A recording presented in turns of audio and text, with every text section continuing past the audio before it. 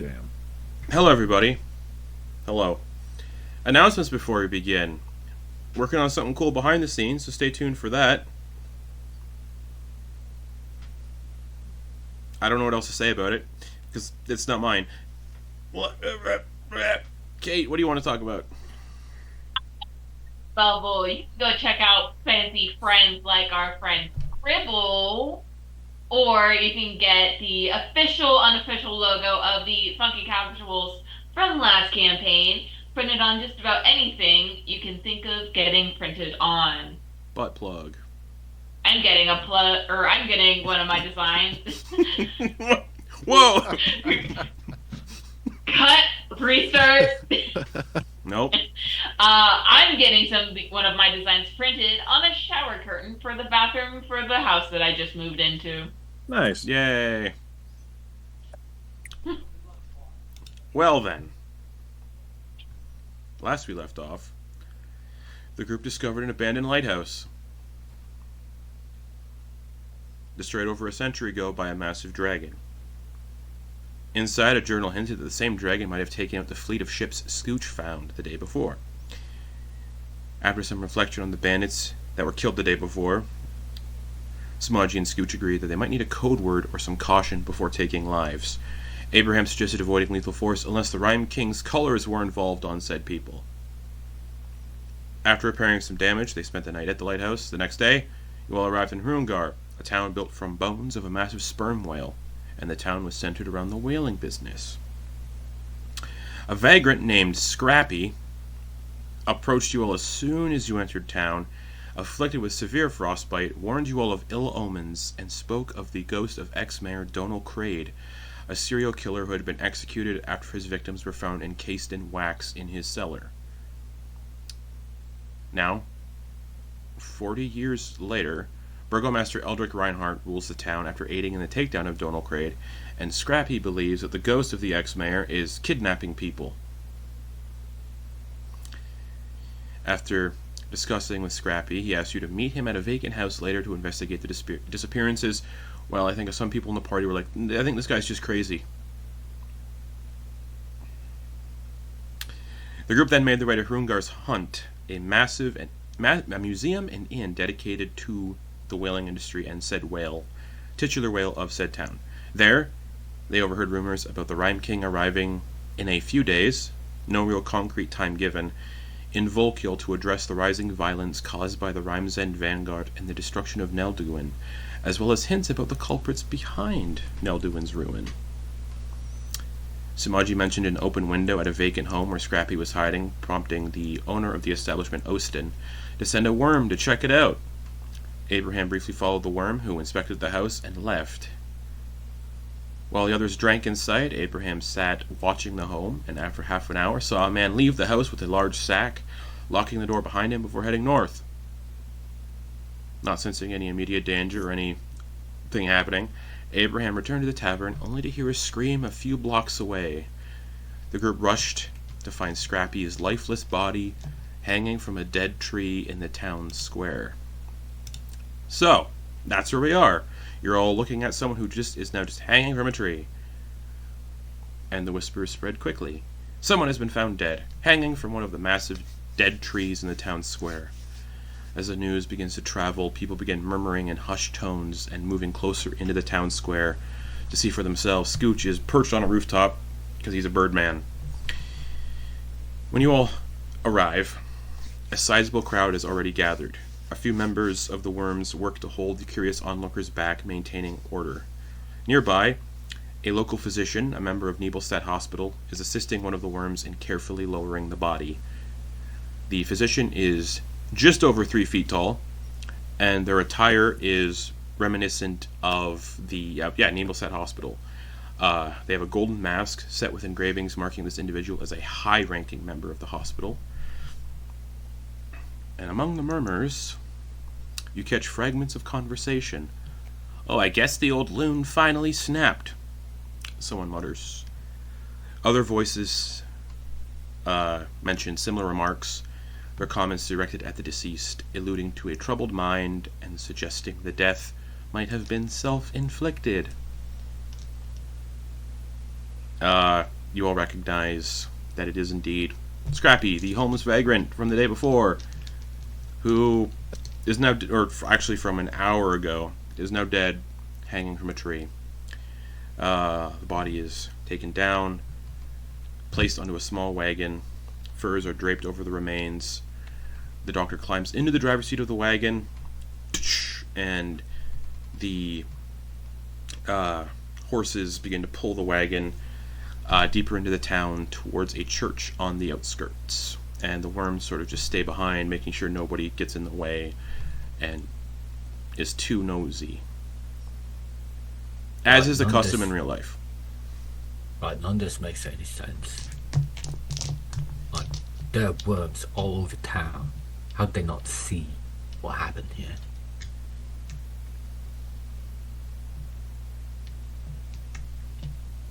I mean, it's possible. I can't talk back. I don't have that ability. I mean, you can get close and whisper if you'd like. Oh yeah, I'll lean over. It's like, I mean, it's possible the worms might have done it to keep them quiet. I think that's really the only possible thing. Isn't it? I mean, they seem to have gotten there awfully fast. Right. He was Anyway. alive an hour ago. I don't know if all of you got the message I sent before, but there was a figure that left the establishment that looked to be the original owner where old Scrappy was bedding down. You hear somebody say, "Oh, just let them handle the poor soul in peace," as people try to, like, get a better look. Another person, "Oh, surprised it didn't happen sooner. Thought he'd have done it ages ago."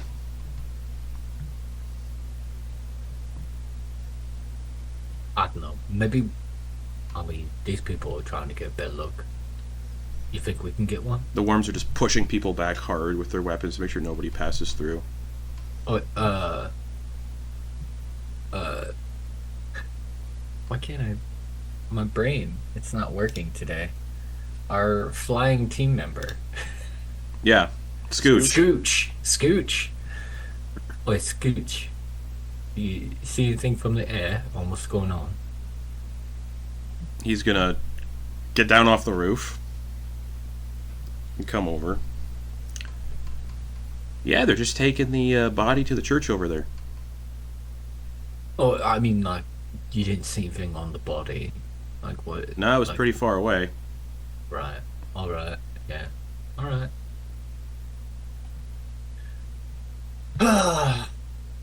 Well, what y'all think? And eventually, as the body gets further and further away towards the church, the crowd starts to disperse. As if whatever this was is now no longer interesting.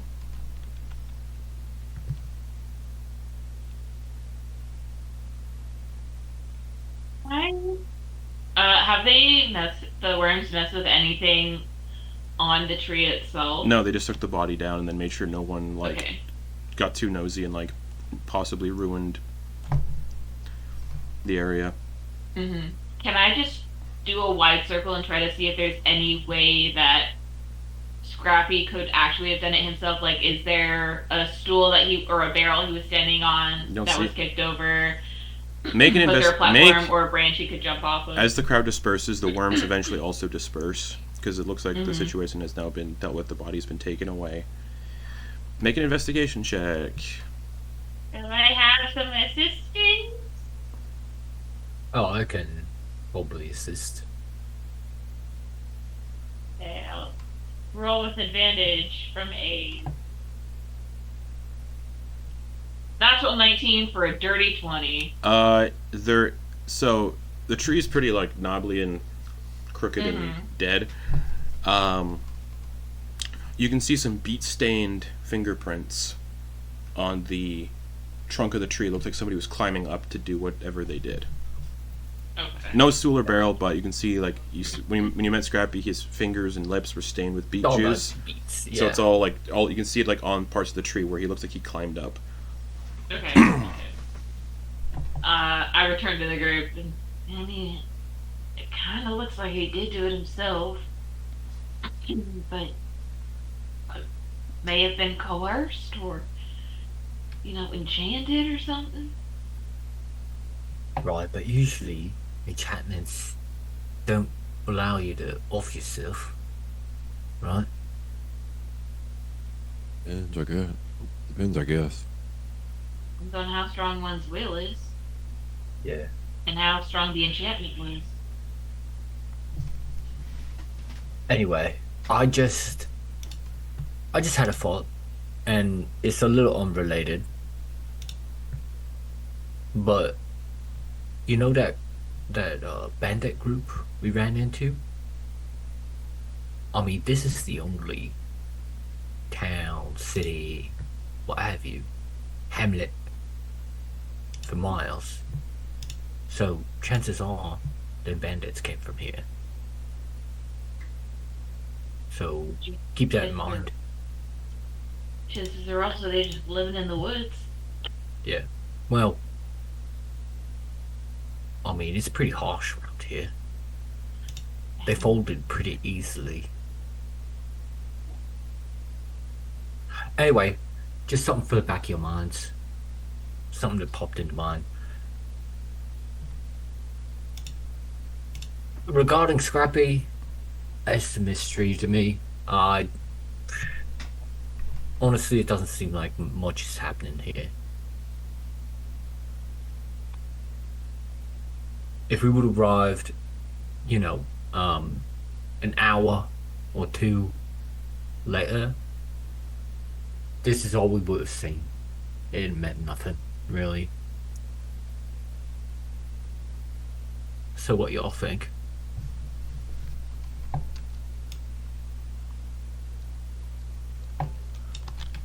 Man, he was talking about ghosts a lot.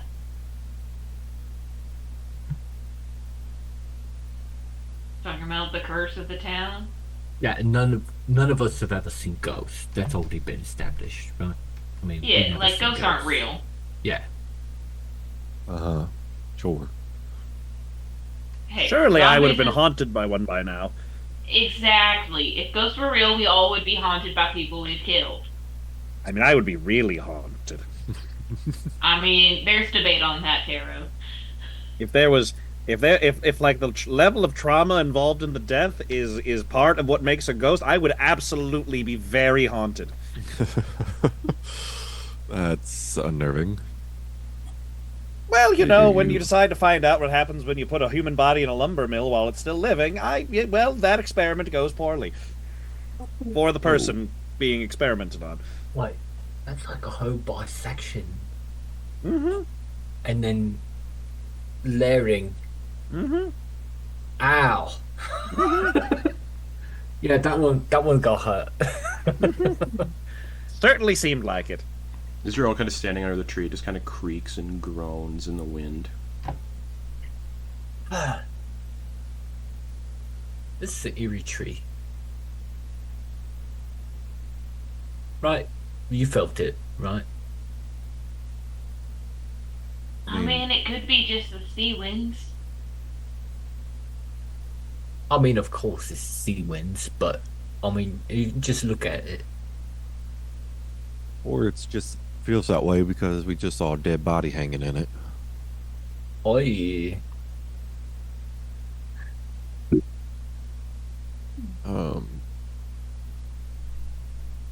So you said the crowd dispersed, right? Like the rest of the They town? dispersed, yeah, as soon as like the physician and took the body towards the church. The worms also left the scene immediately, like they don't give two shits.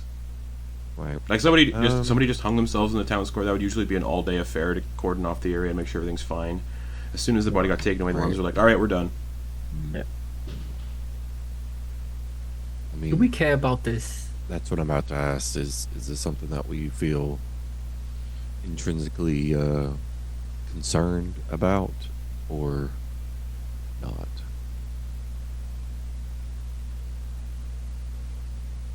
I only care about it as much as how much I can, do any type of subterfuge or sabotage for the worm Yeah, here. I can't tell if this is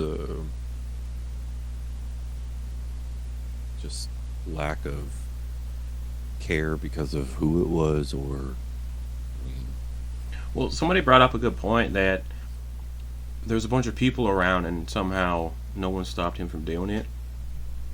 Yeah, that's like what I was saying. Like, how did no one like see what happened? Maybe we should ask around, see if anybody saw it happen, and if it looked like he did it himself.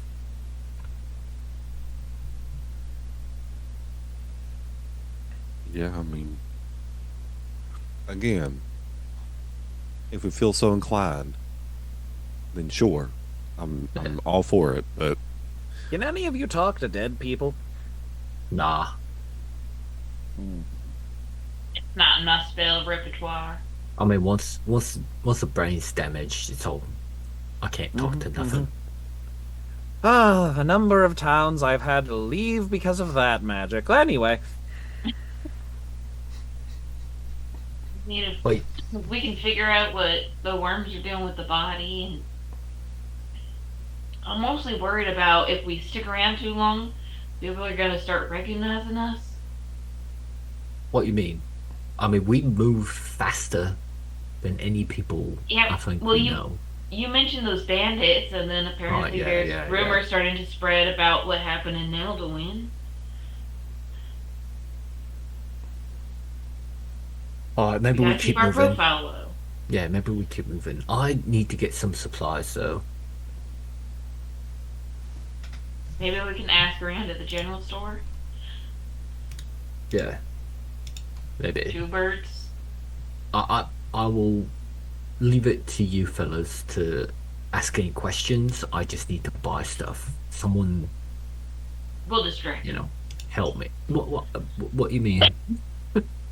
I just can't be talking into other people's minds, you know. Oh, right. So I need to get my stuff, and then I need someone to be the voice for me while I purchase. Right. Yeah, I mean, we probably should pick up some rations. yeah. Does anybody want to go to Volkill? Was that interesting? Anybody? Well, I mean, Only in the sense that I want to hear what the Rime King says. Hear it first person instead of through the rumor mill. right, but along the way we're gonna need some potential disguises, right? Definitely. Yeah.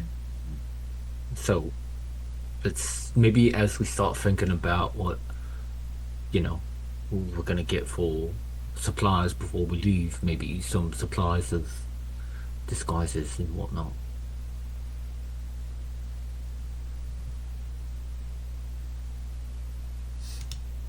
Sure. DM, Yeah. logistics question. Yes. If looking upon our map, if we went to Foradorn Mm-hmm. to deliver our message of Mhm. what happened at the Frost Iron Mines, Mm-hmm.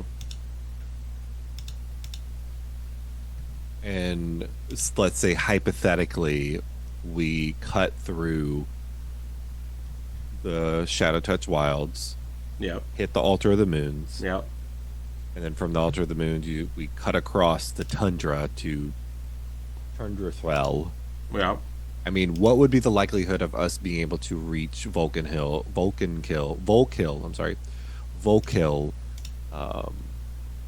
in time to see the Rime King's speech? Not likely. Okay. So we'd have to make our way right now from Hrungar to Yeah, Hrungar Volkill to to- be able to make it. Hrungar to Foradorn is about 2 days. Mhm. Yeah. And then So that'd be like you're looking at long. You wouldn't make it in. Judging on the few days time period you were told about, yeah, you'd probably miss it. Plus, like, how many days until Altar of the Moon business? Like, we've got Weeks. yeah. Okay. So like A little over that's- 2 weeks. If we squat here, for the amount of time we would need to, like, essentially, if we were gonna make the most of our time, we'd go from here to Volkill and then back to the Altar of the Yeah. Moon. But I don't even know if that's gonna fit in the timeline. Yeah, we'd have to really push. But something could happen in Volkill or somewhere along the way. Yeah, it seems like if we did, we'd have to like navigate through some. Yeah, I mean, Not trying on to stay the road. Yeah. Also, don't feel like you have to travel by road. That's just there Yeah. for, Mm-hmm. just to be Yeah. there. I mean, we could probably save a day cutting through the tundra instead of going along the road through Nelduin. Yeah, if we went through Hrungar, go north, and just south of the Altar of the Moon, we would cut through that, like, Yeah. space that headed to Tundrathel. Jesus. That would be our most effective route to go. Do you have any way of messaging the Vanguard? Nope. Nope. Nope. Okay. And you do know, like, they mentioned that they have multiple outposts scattered all around, but the only one you know of is the one in Foradorn, and then Yeah. the headquarters. Yeah, we're just gonna have to keep our eyes open for anything that might seem like an outpost. And like we saw. does anyone recall what Carver pointed out on a tree when he was taking you guys to? Probably. Let me see. This will be an intelligence check to see if you recall what he said, because just the DM will not remind you for this one. Was If a you- symbol. I remember that. Yeah. I'd hope it was a symbol. Okay. Just a general intelligence. If you don't recall it, yeah. Okay. Nope. Sammy does not recall with a 5. Abraham got an 18. Okay. It is indeed a symbol The tree was where? in Foradorn? just outside of the inn in Foradorn, past the underground passage. Yeah. But again, we don't even know significance right now. This is all meta. So What do you mean? We don't know the significance. No, Like we- our guide pointed it out to us. yeah. The but- symbol? Yeah, we The do. symbol. The guide pointed it out to us and said they keep supply caches tied up in the trees. There, above them. Tero remembers that. Oh. Oh. Okay. Yeah. We're just Yeah. trying to remember what the symbol Yeah, is. what the symbol is the issue. Oh, but it's okay, It okay. was like, they keep supplies up in trees. I'll and tie them say, up there for since stuff. Tero knows the gist of it, Oh well, just let us know if we see it, right? yeah. Yeah. Cool.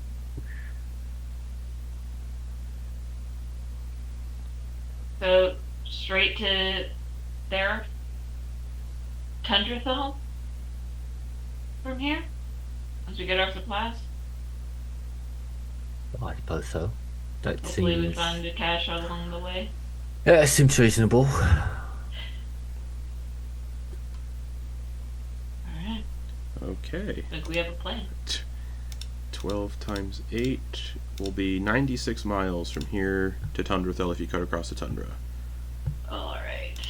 It is definitely more if you go by road, because you're going Mm-hmm. kind of in a... Turn around. It's gonna be a long trek. Yeah, I'm doing the math on that right now. So, you all do what you need to do, and talk amongst yourselves while I do my thing, and figure math out. We need to get supplies. All right, Well, yeah. everyone, get a shopping list together. We're gonna go in, get our supplies, pay for them, and get out. Smooth, legally, Yeah. no killing. Yeah, yeah. I mean, we got plenty of gold. I don't see why. Though, I don't know how expensive these paints are gonna be. I mean, I'm running low on some colors that may or may not be occurring naturally.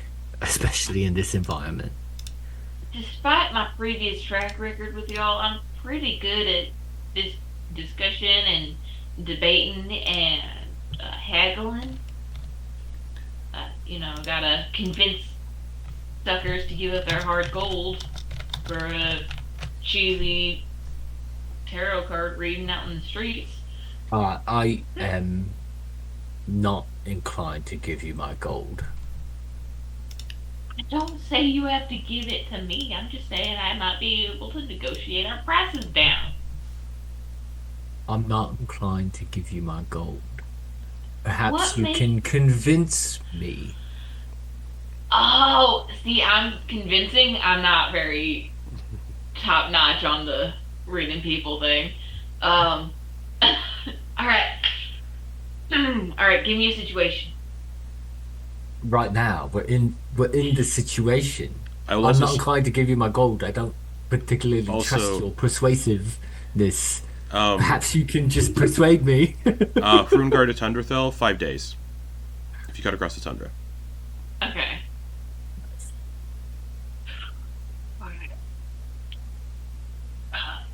Plan 32, let's go. You, sir, you look like you could use a nice warm What? coat on a winter's day like this. How would What? you like to come over to my shop and I can pick out something nice and warm for you? No, what is this roleplay business? I'm just saying, me, Abraham. What I do? No, We got- you and me. Just say, like some rational reason as to why I should give you my money.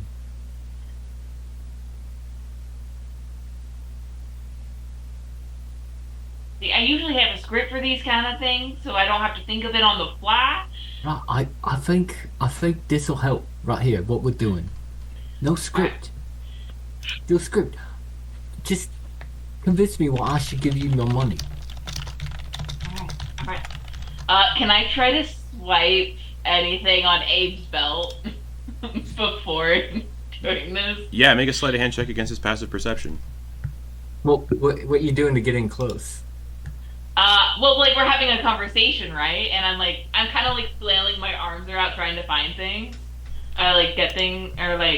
Get the brain juices flowing. It's a 21 sleight of hand. Sure. Just to Alrighty. get, like, a slightly empty pouch off of Abe's person. Let's see what Abe's got on his person.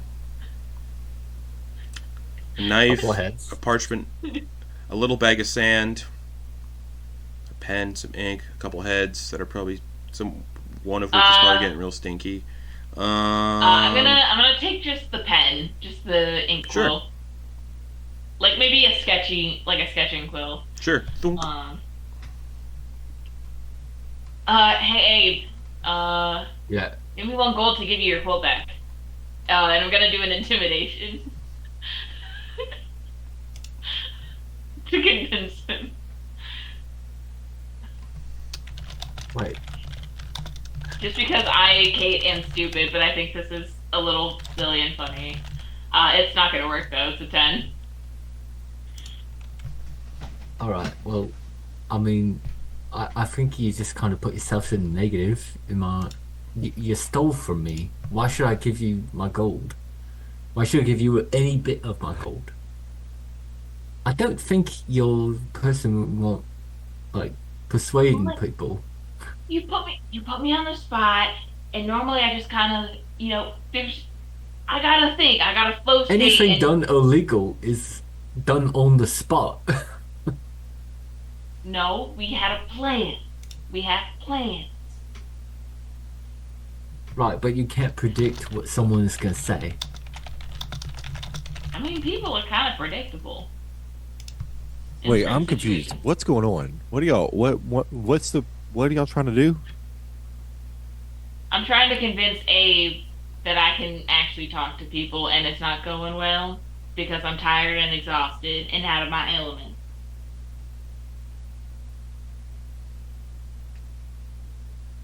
While you guys are And also- like Scooch, having this conversation, you realize Tero's gone. Oh my Yeah. god. Oi, Well- Scooch. Also, maybe I was vamping for Justin. Scooch, I think you and me might be better getting supplies. You and me together. I mean, it doesn't look like this place does have much to supply. A big old whale in town. Right, but they gotta have whaling supplies, right? If it's whaling, then they gotta have what, blubber, whale, byproduct, oil. Yeah, probably. I said let's go have a look. Yeah. Yeah, alright. Anyone want to join us? Wait, where's Tero? Tero? Well, we can't let that one wander off. He's a murderer. He kills people. No, I'll be fine. I mean, I did say no killing. I think he'll understand that was like a general blanket. I think Tero's gonna be fine. He'll be fine. Tero. I'm gonna go wait at the end and get a drink. So you find a little, like a general store that basically doesn't really have much in terms of supplies. You get a sense like their supply line hasn't come through in a while. So it's just you at the store, Tero, with this guy who runs it. He's got like maybe a couple things on the shelves behind him. Yeah, so what can I do for you? Hello. I was looking for some paper and writing supplies. And do you have perhaps a just block of rubber that one could use to make their own stamp? I got blubber. Does that work, or does that go bad? Does that degrade at all over time? I understand that fat grows rancid when outside the body for too long. That does, but I mean, I have this old pair of shoes with rubber soles. That could work. I'll say 3 gold for it all. Well, thank you very much. You have a deal. All right. Enjoy your paper and rubbers. Papers and rubber. Inks and pens, yes? Oh, of course. Thank you. Leisure doing business with you. You as well. Enjoy the rest of your day. Sticks the stuff in his bag and heads out. Ding, ding, ding, ding. Does Tero walk out as the others are coming, Yeah, definitely. coming over? Hello. Oh, Tero, Oh, there there you you are. Oh, Where did you go? Store. right. They got anything in there? There's a general store. Lots of whale products. Blubber. He offered me blubber. Right, that can be used, I think, for my paints. It's flammable. It's burnable. Ooh. Body fat does Alright. burn if you Yeah, use it properly. Thanks, Tero. Mhm. And Abel head in. Yeah, you just see this really old guy sitting behind the counter. Ah! We'll just wave and then start looking at the goods. Yeah, it's just random shit. Nothing really. He looks over his shoulder, hoping Scooch followed him. Yeah, I suppose. Okay. Sorry. No, go ahead. Excuse me, do you happen to have any rations for sale? Or do the whalers take all of them? Oh, the whalers generally buy most of my rations and food supplies when they head out. Darn. Got anything in the back that we could buy? It's off got you? blubber for like heating and is lamps. I mean, can you eat it? Not really. Well, I advise. Well, you could. I advise against it. I mean, have It's you? full of mercury. Oh, yeah, it's not too good for you. Full of mercury, huh? Very poisonous. In Yeah. large quantities. Right. Yeah. You know what? Give me a pound of the blubber if you're willing to part with it. A pound of the blubber, that'll be 250 gold. Oh, don't you have a bunch of the stuff lying around? We go through a lot of it, and it is a primary heat source here, so it is expensive. For just a pound? 250 gold for a pound, yep. It's only gonna last us a night. How? Oh, I mean, you'd a be pound of surprised how blubber- slowly body fat burns. I mean, a pound's not much, especially depending on how dense it is. 250 gold is the price. Can I see it before I put my money up? He goes into the back, returns with this huge, like, clay pot, and opens it up, and it's just full of, like, congealed, just blubber and fat. It smells like brine. Luckily, I don't have to breathe. No, yeah, it just smells like the ocean.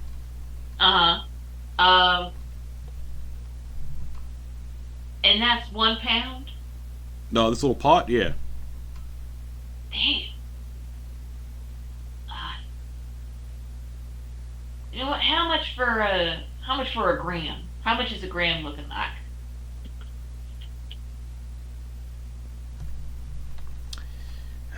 Making me do fucking math. Hey, you should probably use the metric system. I Isn't the gram a part of the metric system?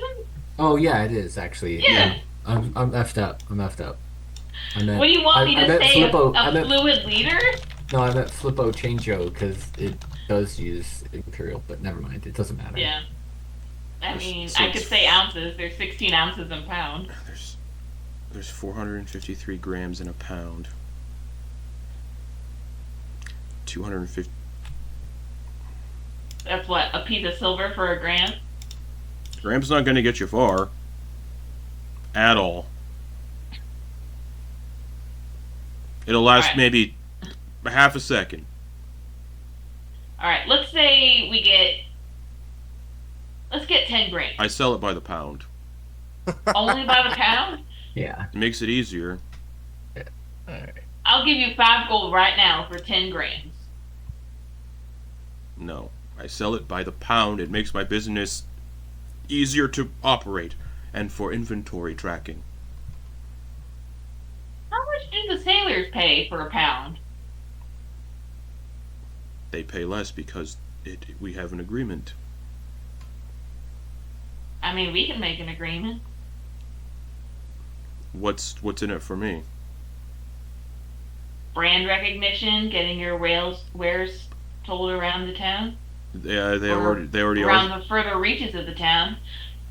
But there's no one else whaling past here. There could be in the future. Where? The possibility of the future is very profitable, especially in these crazy developing times. Give me a persuasion check with disadvantage.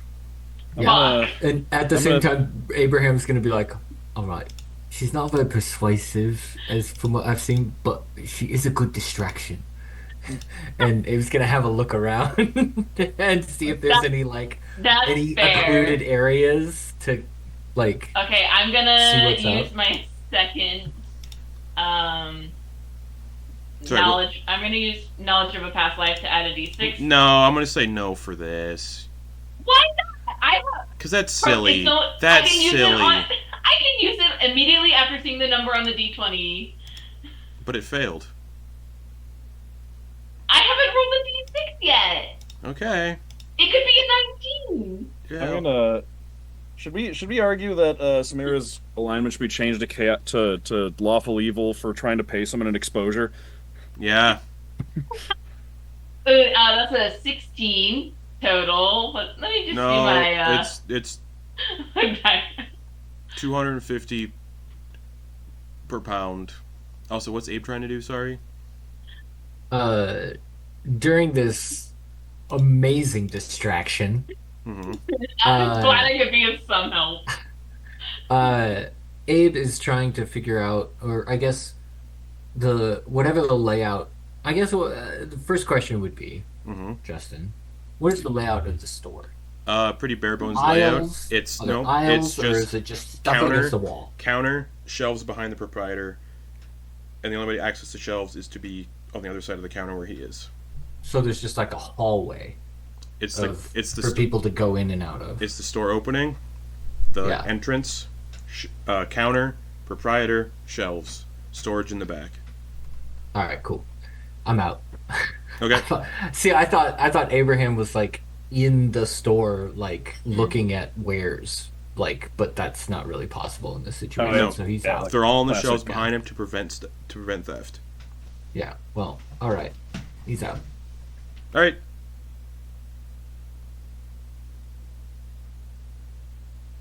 Does Abe walk out of the store? Oh yeah. Like no. Yeah. He's gone. He's gone. He's looking for something else. Looking for anything else. How's it going in there? I think Also as the outside. door opens, you just hear Samira say, 50 gold, quarter of a pound, final offer. No. So how's it go? It's just miserable. Let's go. I mean, if we need to find a place for the night, find a place for the night. But let's just leave here. There's nothing going on. We got some fella that supposedly killed himself. It's depressing here. There's too many guards to do anything, and let's just go. There's nothing here for us. Unless you want to call guards at night. I don't mind calling guards. I would love to call some guards tonight. Just fucking murder a bunch of guards. That would be great. I mean, I will never say no. That's what I thought, Tero. You're my man. Alright, I'm gonna go pound my feet in a direction very upsetted like. I'll see you fellas later. Sam's just gonna come out of the store, very distraught, just saying, the nerve of some people. I will say that whole exchange and trying to figure out what to do with the corpse, or if about Scrappy, the sun begins to rise at noon. Mr. Rise, oh god. Yeah. Yeah. Where did You now have 6 BB hours of daylight and, ahead of you. Abe just wandered off. Where did BB go? I just wandered off, it looks like. Well, we ain't getting anything else out of him. Wait, he's upcharging on blubber? Hey, I don't know how they make any money in this town. Mostly from exporting wild goods, I guess.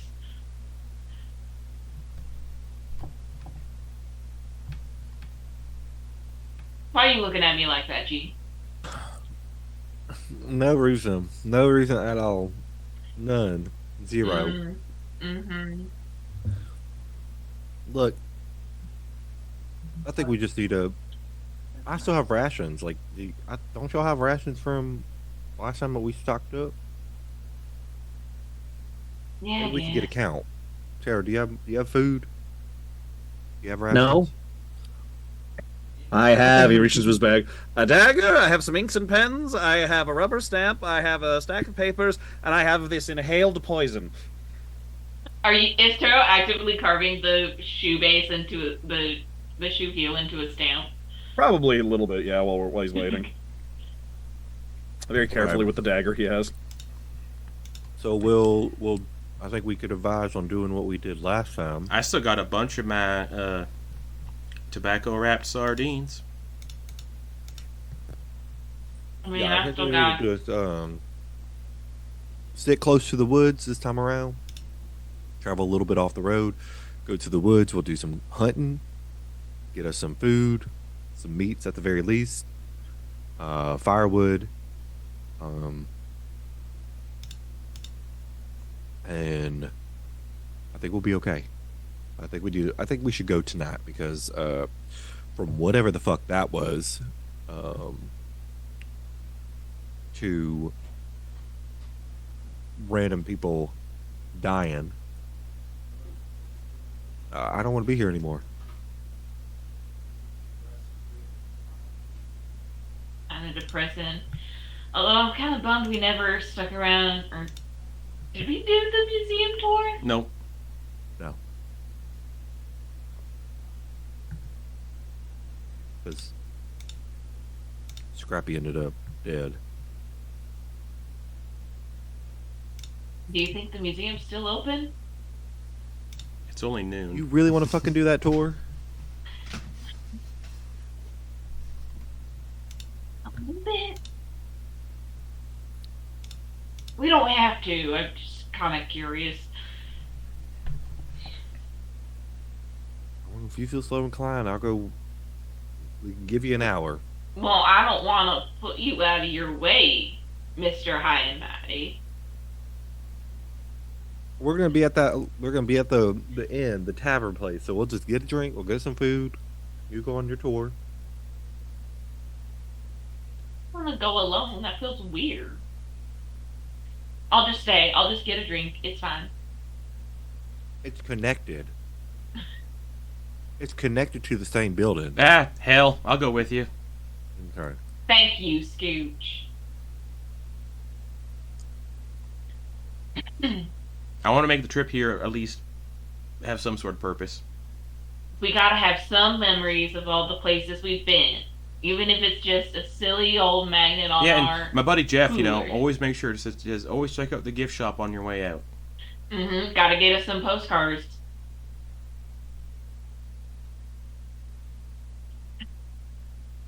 So I'll walk through the museum with So Scooch. going back to the tavern. Okay. So Sumaji, are you going to the tavern as well to get drink and food? Okay. Well, you already had drinks because this distraction brought you away from your table, so the drinks would still be there. Tero, what are you doing? I just following after. All right. We're working on carving a little bit on the stamp. You know, Okay. he's kind of clearing, like just kind of clearing and cleaning it up right now. So there's nothing discernible on it yet, but he's just getting it ready. Okay. So the four of you then. Well, Abraham stomps his feet around town, wandering around looking for something. The four of you head back to the tavern. Osin comes running from the back to the front counter that connects both establishments. All right. Oh, it's you all. Museum tour, drinks, food. What's going on? How can I assist? Just get 2 our for the table. museum tour. 2 for the museum tour. Oh, perfect. Excellent. Just the two of you. What are the? Yeah, just us two. All right. Follow me, and he'll lead Samira and Scooch through the opposite door to the tavern. I'm gonna look back at G and just say, look how happy he is.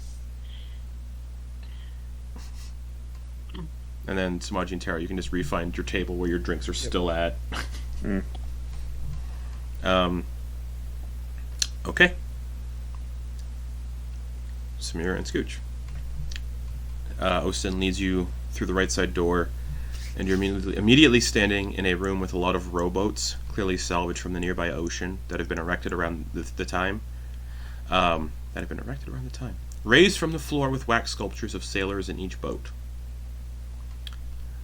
Each of these individuals were some of the 100 that went out on the annual whale hunt to take down Hrungar.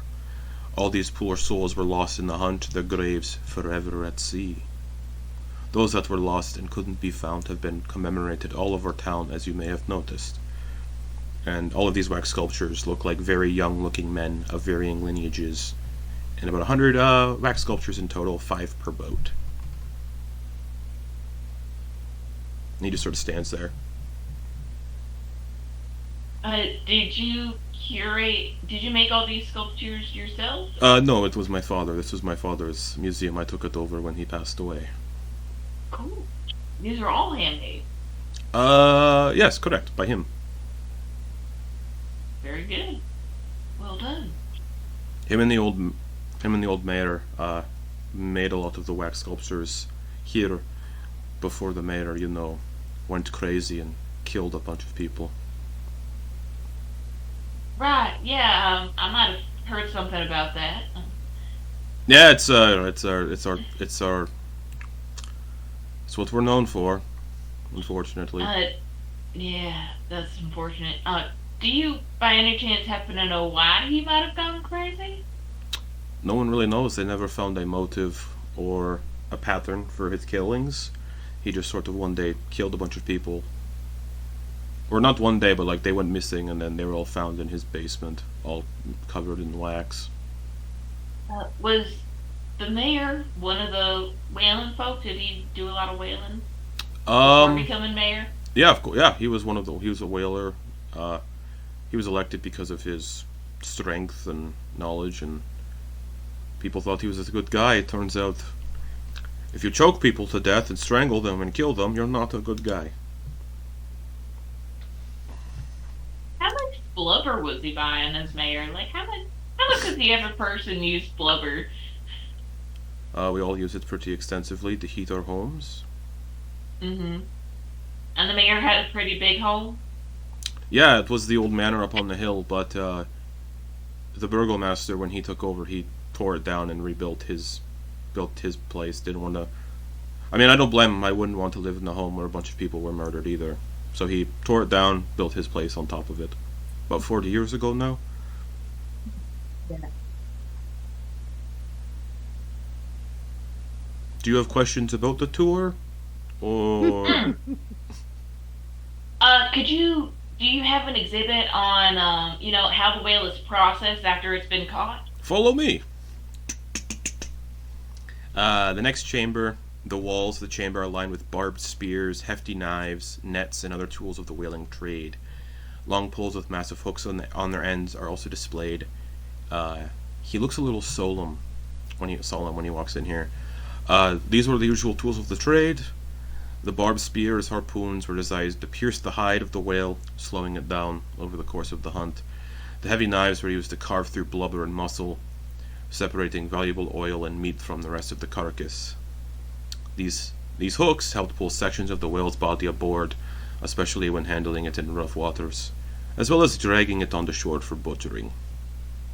This is sort of the tools of the trade and how they butchered the whales during the process. Is there any part of, like, any cooking of anything before it's being sold? Besides the meat, like, Not really. the bones or the blubber. As you can tell, All raw. a lot of the bones we use for our for like tools and our buildings. The only things we really cooked and sold were meat, the blubber, and for some people prized and harvested the ambergris, and they sold that for hefty sums. Did you ever participate in any of these activities Oh. before you became the proprietor? Well, God no. Turns my stomach a little bit. How barbaric the whale hunts are. Yeah, no, I can imagine. Just The- having to. The beaches near town actually were given a name just for the gore and the devastation. They call the beach where the whaling occurs the Bloody Beach, due to all of the whales that were butchered and harvested on the shores.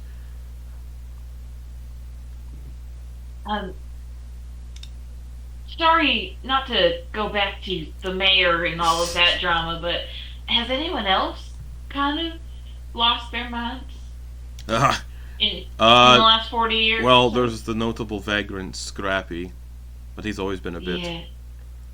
Rest in peace, Scrappy. Oh yeah, the word's gotten around. I heard. No, yeah, he was always sort of crazy, breaking into people's homes and stealing their stuff. Mm-hmm. He's been kicked out of here numerous times for theft and disturbing the peace. Talking is about there any- how the ghosts were coming to get us all. Yeah, he mentioned that when we last met him. Anyone else that you can recall, maybe? What does this have to do with the tour? Oh, just trying to get a feel for the townsfolk. Just trying to learn everything I can. No, just Scrappy. Just Scrappy and the old mayor. Alright, great. Scrappy did mention that people were going missing every once in a while, but, like, that's probably just because they're whalers. Yeah, the whalers are Right. gone for weeks to months at a time. Mm-hmm. Yeah. Anyone else who isn't a whaler gone missing? No. No? Alright. Oh, sorry to get distracted. What's the next stop on the tour? So it leads you through here. The next chamber opens into a sprawling, dimly lit space. Suspended from the ceiling by heavy wrought iron chains is the skeleton of a sperm whale. Its bones bear deep, jagged gouges, as though scored by countless hooks.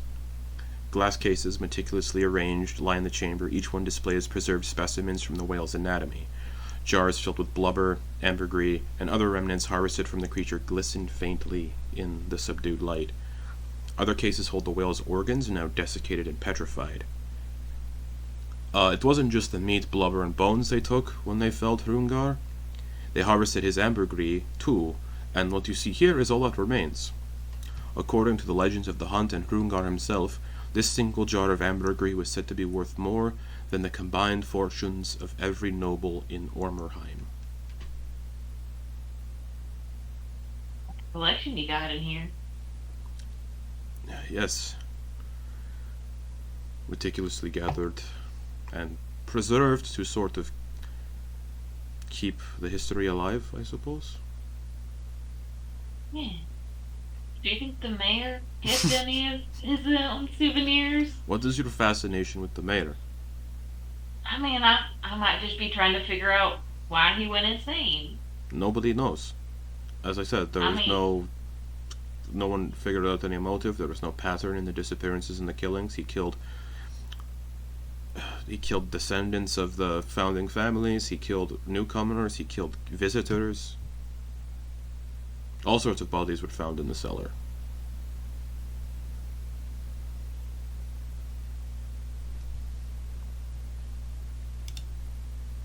Well, how do you feel about, sorry to change the subject again, just trying to learn everything I can. You don't seem to, or as enthusiastic as one might expect for leading a museum tour based on the town's history. Well, You seemed pretty sad back there. this whole museum was my father's pride and joy.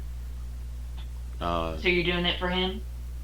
Yeah, and not as many people are as interested in the history of our town, so they tend to don't really come here much. And then I don't know, people just don't seem as interested in what it is, and it's a bit barbaric, the industry as a whole, and it depresses me. But I watch over everything. Must seem like a lot of work to keep all these valuable leavings of the great whale. It was in my father's will, so I do as he pleases. Has no one tried to break in and steal? It seems like a... There's been a few instances, but the worms quickly dealt with it. and then... Are you trying to insight if this guy's suspicious? Because if so, Yeah. it's because I suck at improv. Okay. So your So passive he's your just passive genuinely... your passive insight reveals this guy isn't suspicious. He's just a bummer. Alright. Bummer. Bummer, dude. And he is definitely he does find this all very barbaric, and it's depressing to be around it all day, every day. Mm-hmm. I mean... And he's also a little weirded out with the constant questions about the murderous X-Men. Yeah. I'm mostly trying to get a lead on, did the mayor somehow get mercury poisoning and go insane?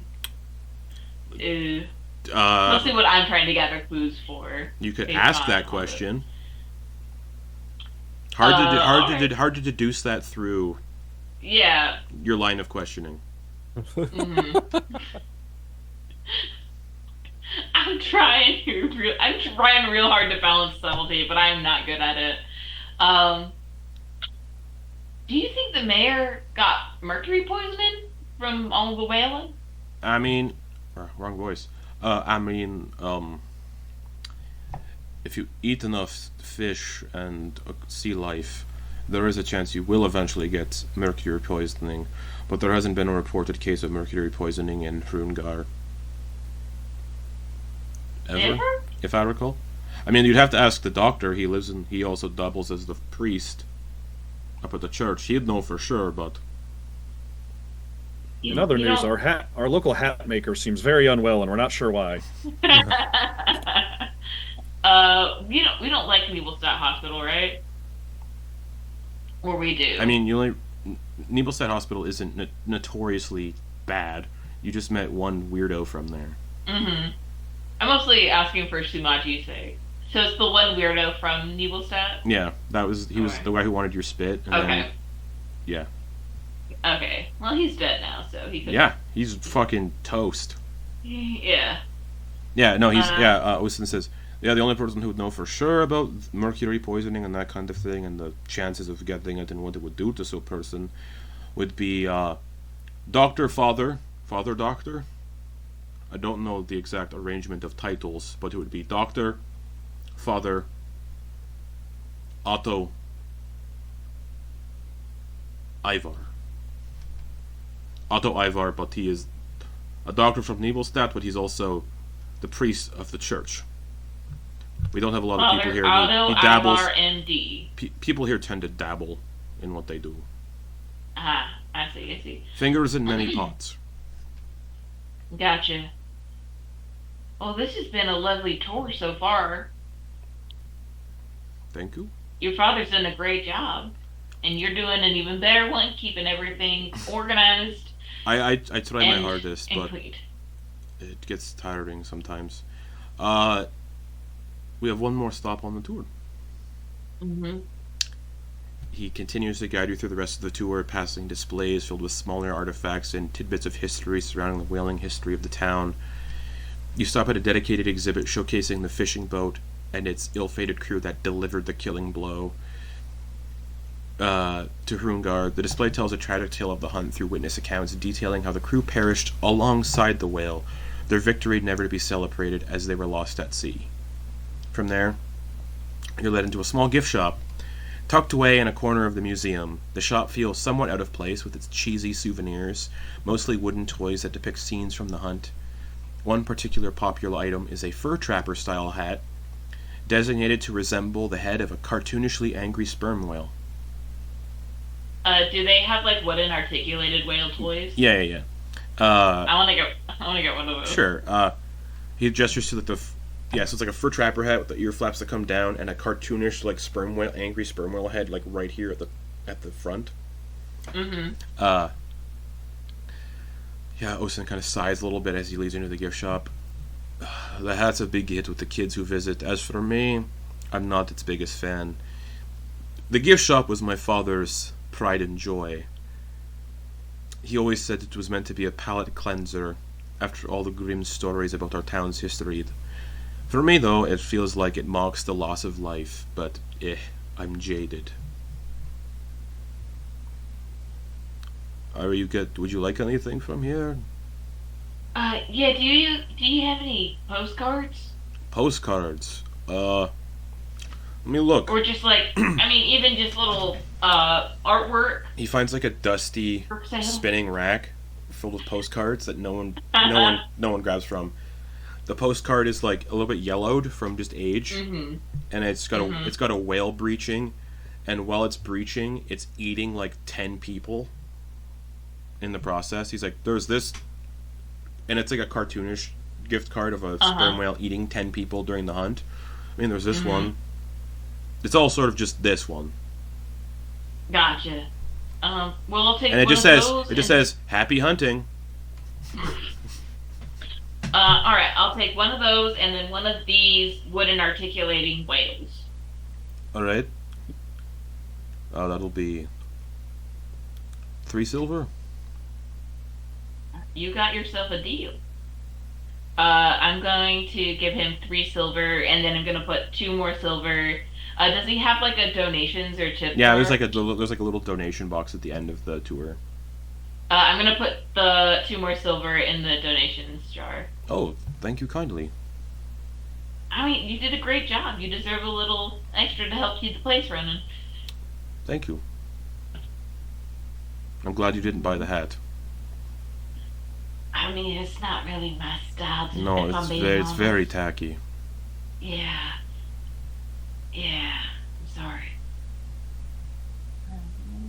And leads you and Scooch out of the museum and back into the tavern where Sumaji and Tero are sitting, which, in the process, while that tour was going on, Sumaji and Tero, just the two of you sitting in the tavern. It's pretty full with people. What are you working on? Oh, just making an art project. You're an artist too. Well, who isn't? I believe that everyone has an artist inside them, and it is society's expectations of quality that keeps it hidden inside. Okay. All right. Makes sense, I guess. We all have ways we can express ourselves. Sometimes they're less accepted than others. This seems to be your more muted and tamed version of expression. I am a man of many types of expression. Hey, you know what? I would be surprised, but I'm actually not. I'm very much not. Not with you anymore. So, what is your opinion on this? Could you clarify what you mean by this exactly? Like, going to see the Rime King. Like, is that something that interests you? Sure. I'm curious to see how the man that I failed to visit is faring. He realizes that he's in public and he's like, oh, right.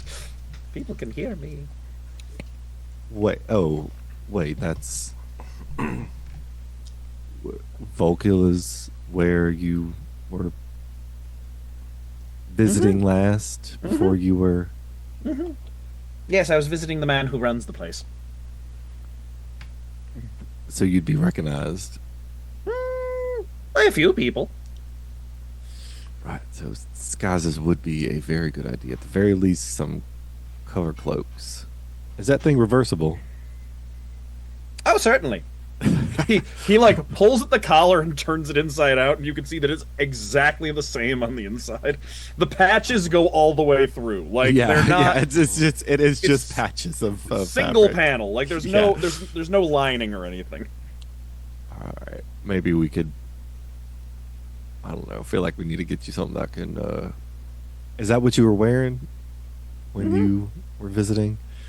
So maybe we should get you some new visiting clothes. But I like my clothes. Well, you could still have them, but for the time that we're going to be there, maybe be a little bit more discreet in your presentation would be opportune. I suppose it would only be a small amount of guards, and the person himself would recognize me. Yeah, but I feel like you'd be inclined to be seen again. Well, that Like depends on what the group wants to do.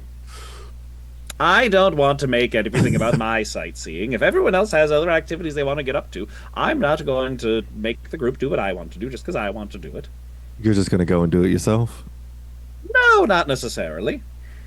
I mean, you went shopping without anybody. Well, everyone was taking quite a while to talk about something as simple as shopping, so I figured I would just go and get mine done very quickly.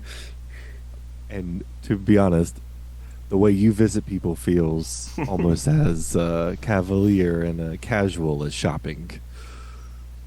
Isn't it? I mean, for me and you, Mama, probably, but I don't think for the others. They feel so at ease.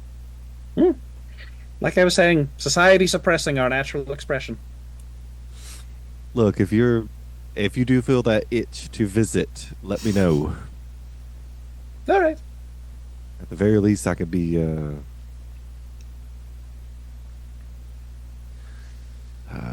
helpful in other ways. I doubt that the opportunity will present itself. I understand when I need to engage in more preparation for my visits. This one I reached a little high for. I understand I have limits. So, were you working alone? Oh, always, yes. Except for recently, with obviously. And how has that changed your outlook and perspective on things? How do you mean? Like working as a group versus whenever you were working alone? Why would that change my outlook and perspective on things?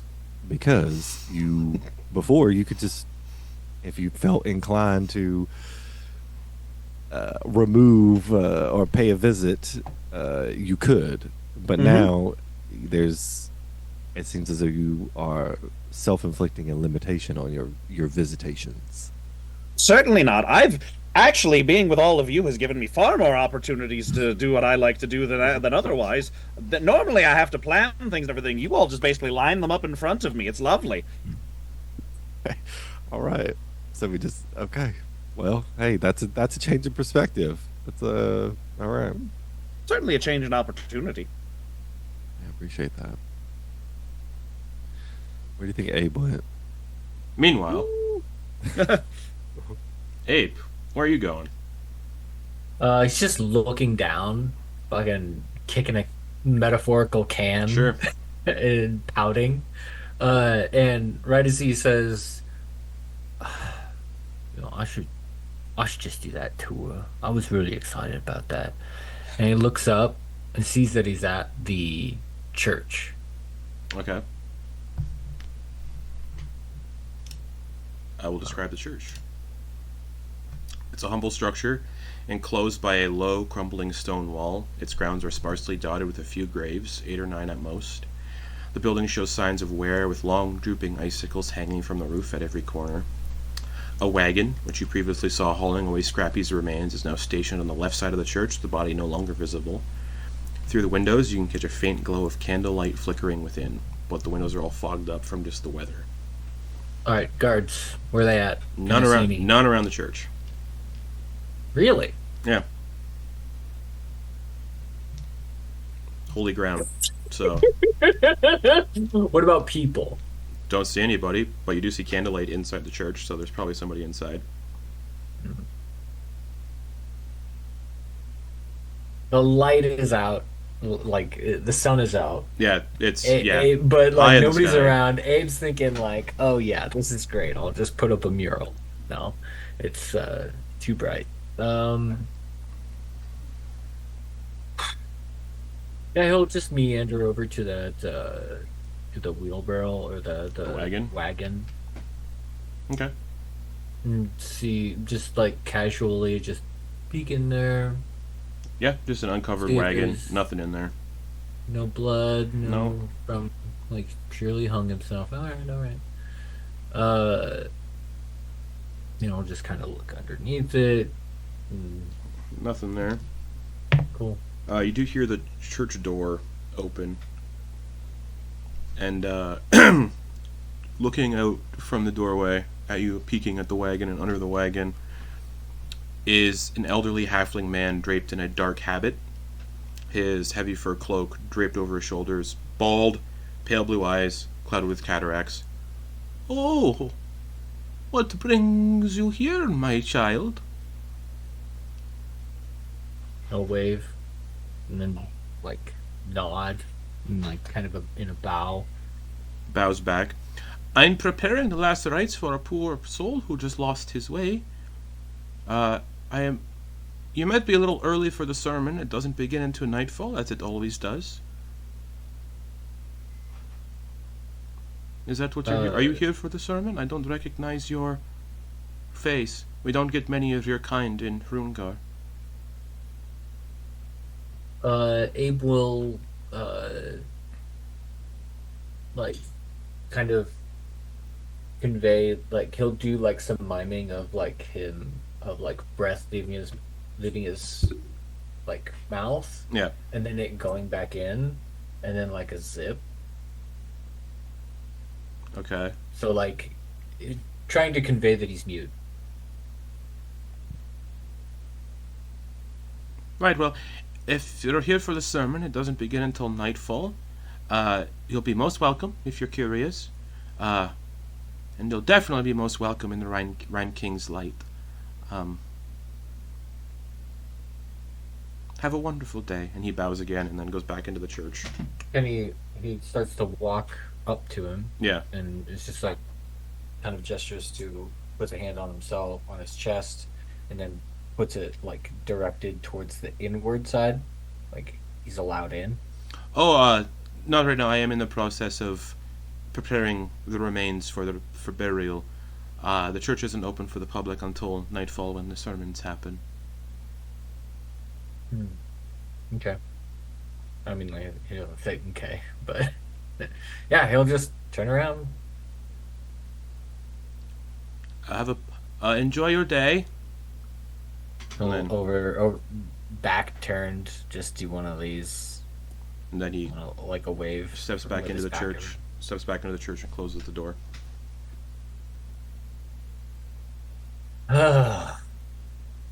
But can't do about nothing around here. And just kind of circles the church, sees if there's anything interesting as he circles it. Surrounded by a sees if stone, there's surrounded by any- a stone wall, and then on the property itself, there is a cemetery with 8 or 9 graves. Not many graves. Just a tree in the cemetery, like a dead tree in the cemetery. Some other like snowy dead trees surrounding the property. That's about it.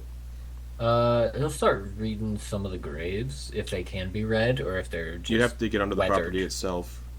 You're not. You're currently I thought I was circling. there. You're currently circling the property. It is surrounded by a stone wall. You'd have to like get back onto the property where you were talking to the father or to the priest. Oh, I never left that area, but yeah, Okay. sure, yeah.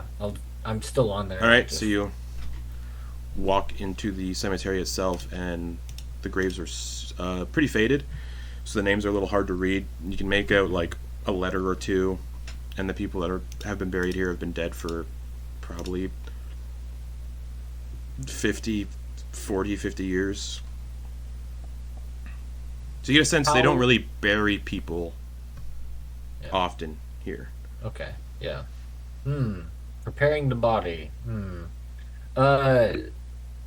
On the church, is there any like section of wall that's, or like that's, how big are the sections of wall between windows? Probably Like stained glass windows, and I'm assuming not stained glass windows. They're just pure plain glass windows. Okay. Probably like 5-foot gaps between each window, and it's a single floor church.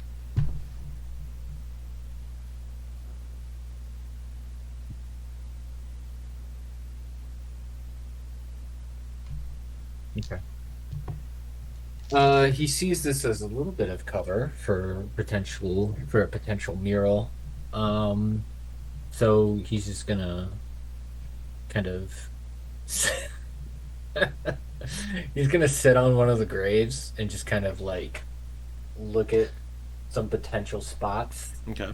uh, and then look at the wall. How's the wall? Is the It's like wall, a rough- higher than like 5 feet, or would you be able to like look over it if you're 6 foot tall? Like The wall. the wall that surrounds the property. Yeah.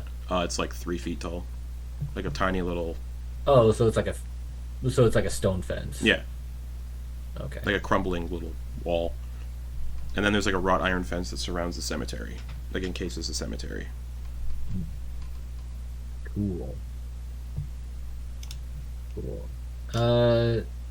Yeah.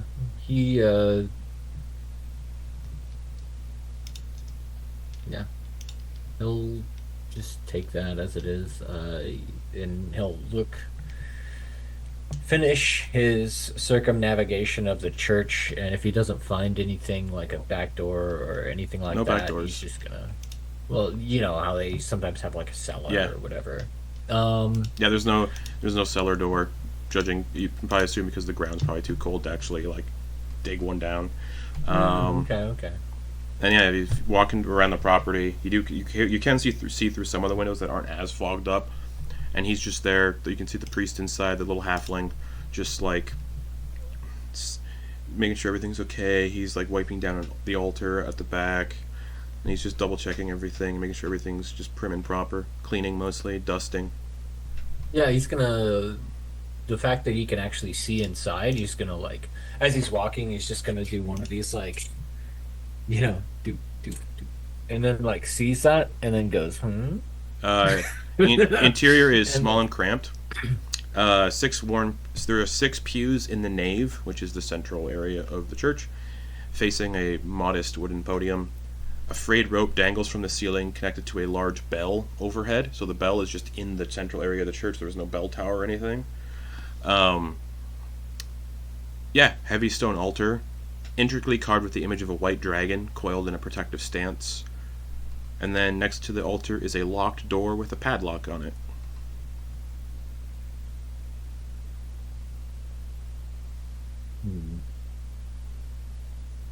Yeah. This one. It's a root of oppression right here. Make a stealth check as you're peeking through the windows. Sure.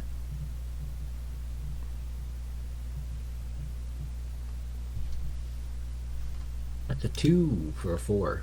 Disadvantage because this guy's got cataracts and really bad hearing. You said advantage? No, disadvantage for this guy because he's got cataracts and whatnot. Well, I mean, 4. So he's just wiping on the surfaces, cleaning the altar, looking around, shuffling around, not really paying much mind.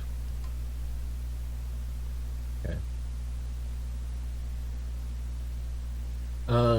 Right. Well.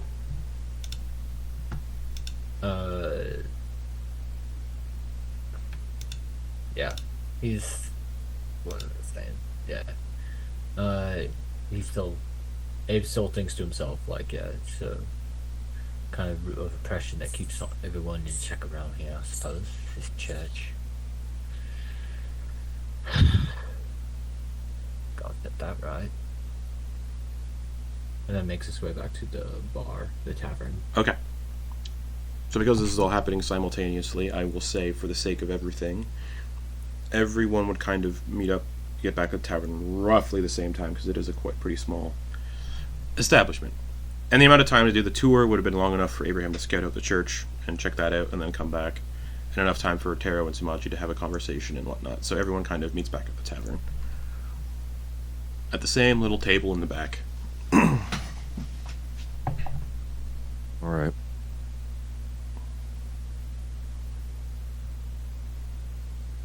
What? Everybody so got how their was fill? everyone's? Mhm. Let's just, yeah. Let's get on the road. We'll discuss the events of what may have happened and transpired while we were waiting. But let's go. The restaurant to the Scrappy are gonna be at evening, and I mean that's what, an hour from now. We're gonna be leaving about the same time. It'd be probably like 5 hours from now. The sun just went up. Oh, Well, actually, okay. the moving through the town and everything, you probably got like probably 3 hours of sunlight still. Okay. Wait, you stopped by the Well- church? Yeah. I talked to the I've been calling local Father oppression manager. Father Otto Ivar MD. Well, He's a I priest and a didn't. doctor.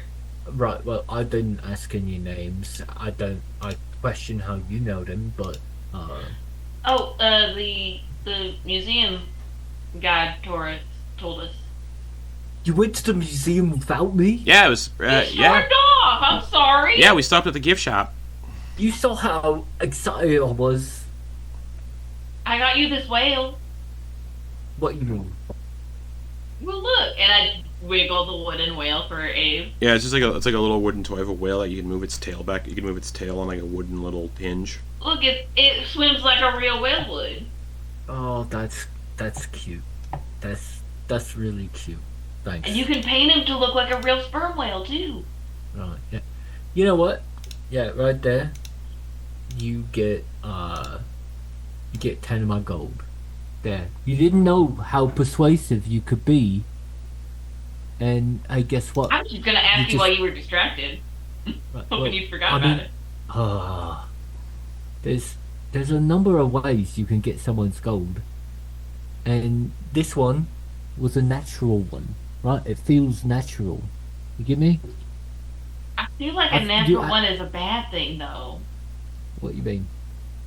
I mean, like when you roll snake eyes and gambling, that's real bad. Some would say that's a natural one. You never gambled? No, a natural. No, you're natural. If you are being sincere, or at least the like visual of being sincere, you know. You got me a Sorry. gift, right? Well, yeah, because we're friends. Right. I don't want to yeah. steal from my friends. Well, you stole from me earlier, and then asked me, and then like I gave it you gave back. Yeah, but you hostaged it for At money, no and cost to as like a you. way to persuade me to give you money. Yeah. That doesn't work. But what you just did. So maybe start with that in the future. I don't know if you're trying to do some character growth shit on me, but it ain't working, Abe. Just take the freaking whale and I hope you like it. You don't have you Right. can keep your gold. Ugh. Take my rotten gold. I don't need it. I don't need it either. Keep it. All right, I'm a He fucking gives it. take it. He gives 10 gold to Scooch. All right, I'll take it. There you go. 140 gold now. All right, let's gather up our shit and we'll hit the road. We need to head toward the wooded area. We'll walk the wooded line for a bit. Scooch and I could go hunting again. Is anybody else good at hunting? So what are you talking about? And I I could just blast said something that in the there. face with magic.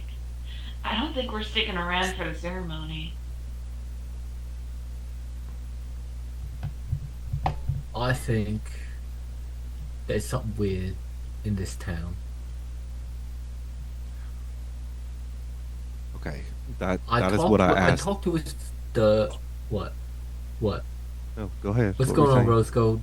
No, go ahead. What were you That's saying? what do you mean? What you asked? What you asked That is what I asked earlier about what? for everybody. Was I there? Yes, you Right. were. Well, I said, what is I'm our telling motives? ya. Do we even care really about this I'm place? telling you, there was some oddness that I got, and the fact that there is a church to the Rondo. The rest of you, That's- Abraham wouldn't know this because he's underground. The rest of you would know. It's from Worship underground. worship of the Pantheon is outlawed on Lunadaire, and many people worship the Rime King as a god. Yeah. I mean, that's not unusual. Yeah, Normal, the actually. temples yeah, the temples are kind of everywhere. It was weird there wasn't one in Nelduin when we were there. Don't you have like some urge to? I mean, I yeah, don't know. screw the you know who and all, All but right, all right, all right. Who wants to join me in a little bit of desecration? I mean, I kind of just want to talk to the father doctor about the possibility of the mayor and Scabby dying of mercury poisoning. Or at Yeah, least madness caused by mercury yeah. Ostin poisoning. did say we should talk to the father doctor about the potential that people are going crazy for mercury poisoning. Yeah, So we can distract him for you. yeah, that would be the time, this evening when the thing occurs, the laying to rest or ritual. I'm curious about this ritual and what it does to the body. We could ask him after the ritual if you want to observe it. I mean, it runs the potential of just burning the body. Right. It's not terribly uncommon around here. Is it? I mean, Sumaji, you can make a history, intelligence, history or religion check because you'd be versed in this kind of stuff. Think they turn the people who die of mercury poisoning into more blubber? yes, the yeah, transmute okay. wizards turn them to blubber. That's a 3. 3? That's a 3. Not a for clue. me. Let's see what Scooch. That's exactly Scooch, what happened. Scooch is aquatic based. 9. Cool. So it's a Yeah. mistake for me to have history as a proficiency for Abraham. Yeah, considering maybe. he wouldn't have any. You'd have Yeah, history okay. of like you'd have like Underdark history and stuff like that, but probably not much of like Great. the above ground. Great. Oof. That's a great proficiency choice, Garrett. Right. Move on. I mean, it might be helpful for recalling Changed. stuff that comes later. Yeah. I mean, We'll get you we in a don't know library what so you Abe can use read that. when he got to the surface and had free will for the first time. True. History books are out there, Okay, Who's however over misguided they may be. in a So- bar? Sumachi's going to get a little bit, or Rose Gold is going to get a little bit closer, kind of pull everybody in. All right. So, here's the deal. Here's what we can do. You don't trust the Dr. Father. Going to look at Power doctor. BB. Right. All right. I don't trust no one that is, privy to, the Rondel. Did his attire that he was wearing, DM, this is the question for you actually.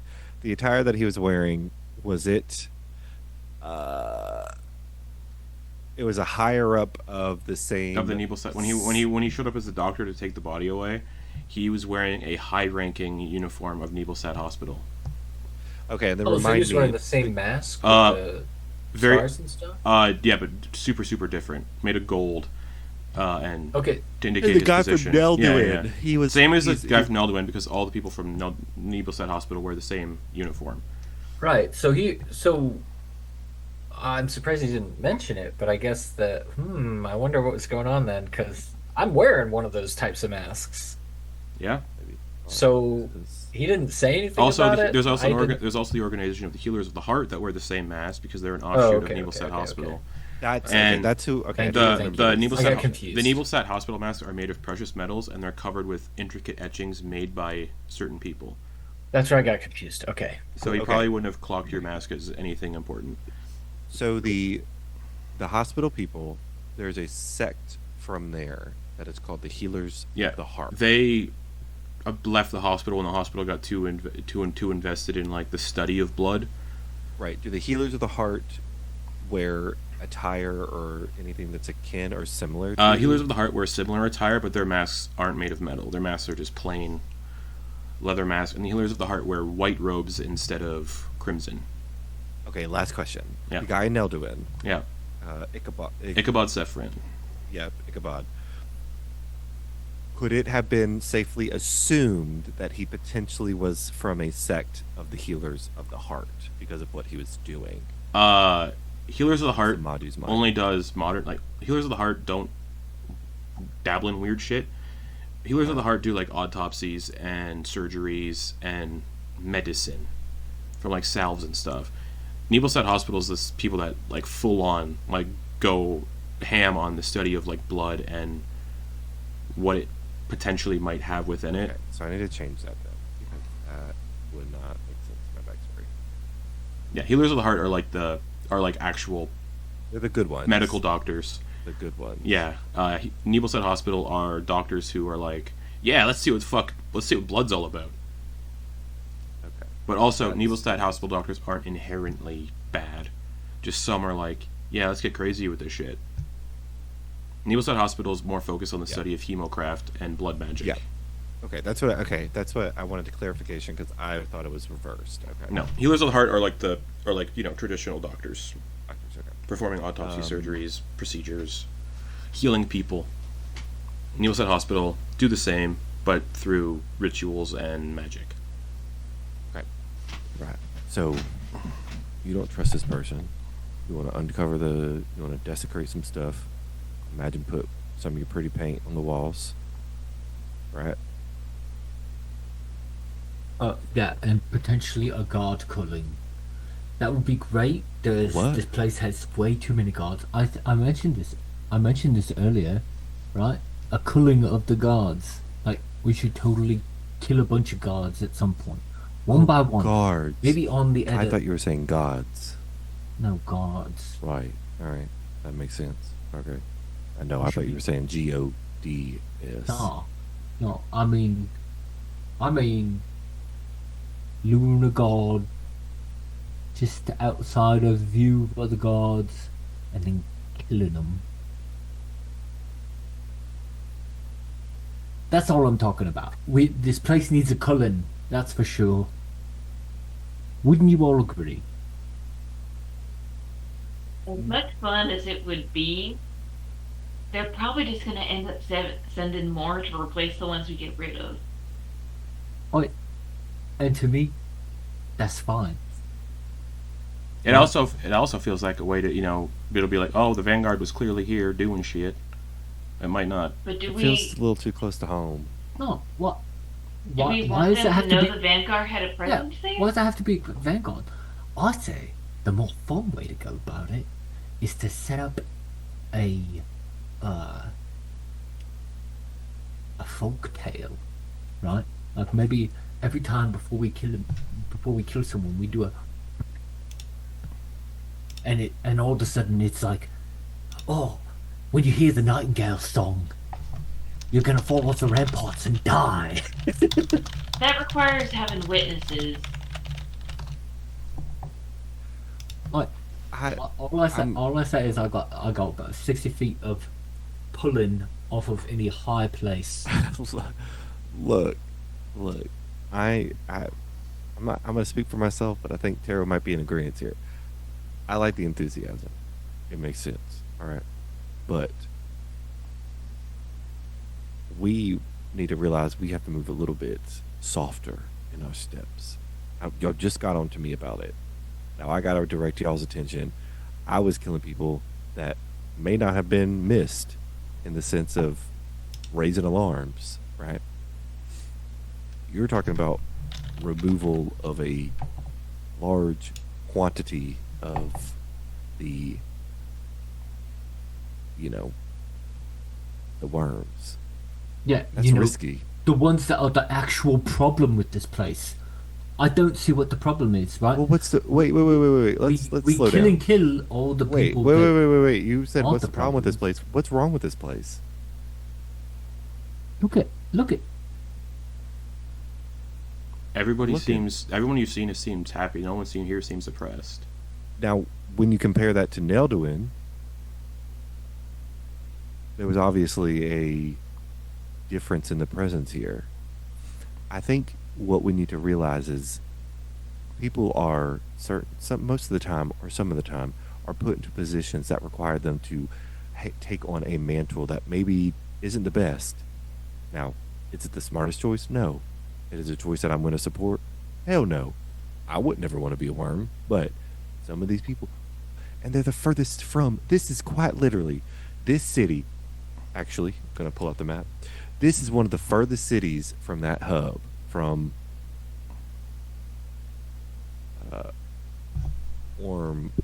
Ormerheim. Orheim. Ormheim. Ormerheim. Ormerheim. Ormer. Yeah. So, Armor. like, Nelduin, I'll give it the benefit of the doubt that Nelduin probably was just shit because of where it was located and the Shadow Touch Wilds, and then they had a doctor who was not that great, who was actually probably fucking up the town more than anything. Here, we got to be lenient to some degree. I mean, we can't go around every fucking city killing every fucking guard. All right. Well, okay. Let's go to this church's service, and we'll see how we all feel after that. Was there anything, or actually, above the table, Garrett, Yeah. What's did up? Abe mention anything about the, like, looking inside? I mean, yeah, he probably would have mentioned that he was preparing the body. Didn't see Uh, anything off about it. You didn't see. He wasn't preparing the body in the window. You just saw him wiping down, like cleaning the church. Oh, I thought you said he was cleaning the body. No, the church. Oh, okay. Body of the church. You didn't see the body anywhere.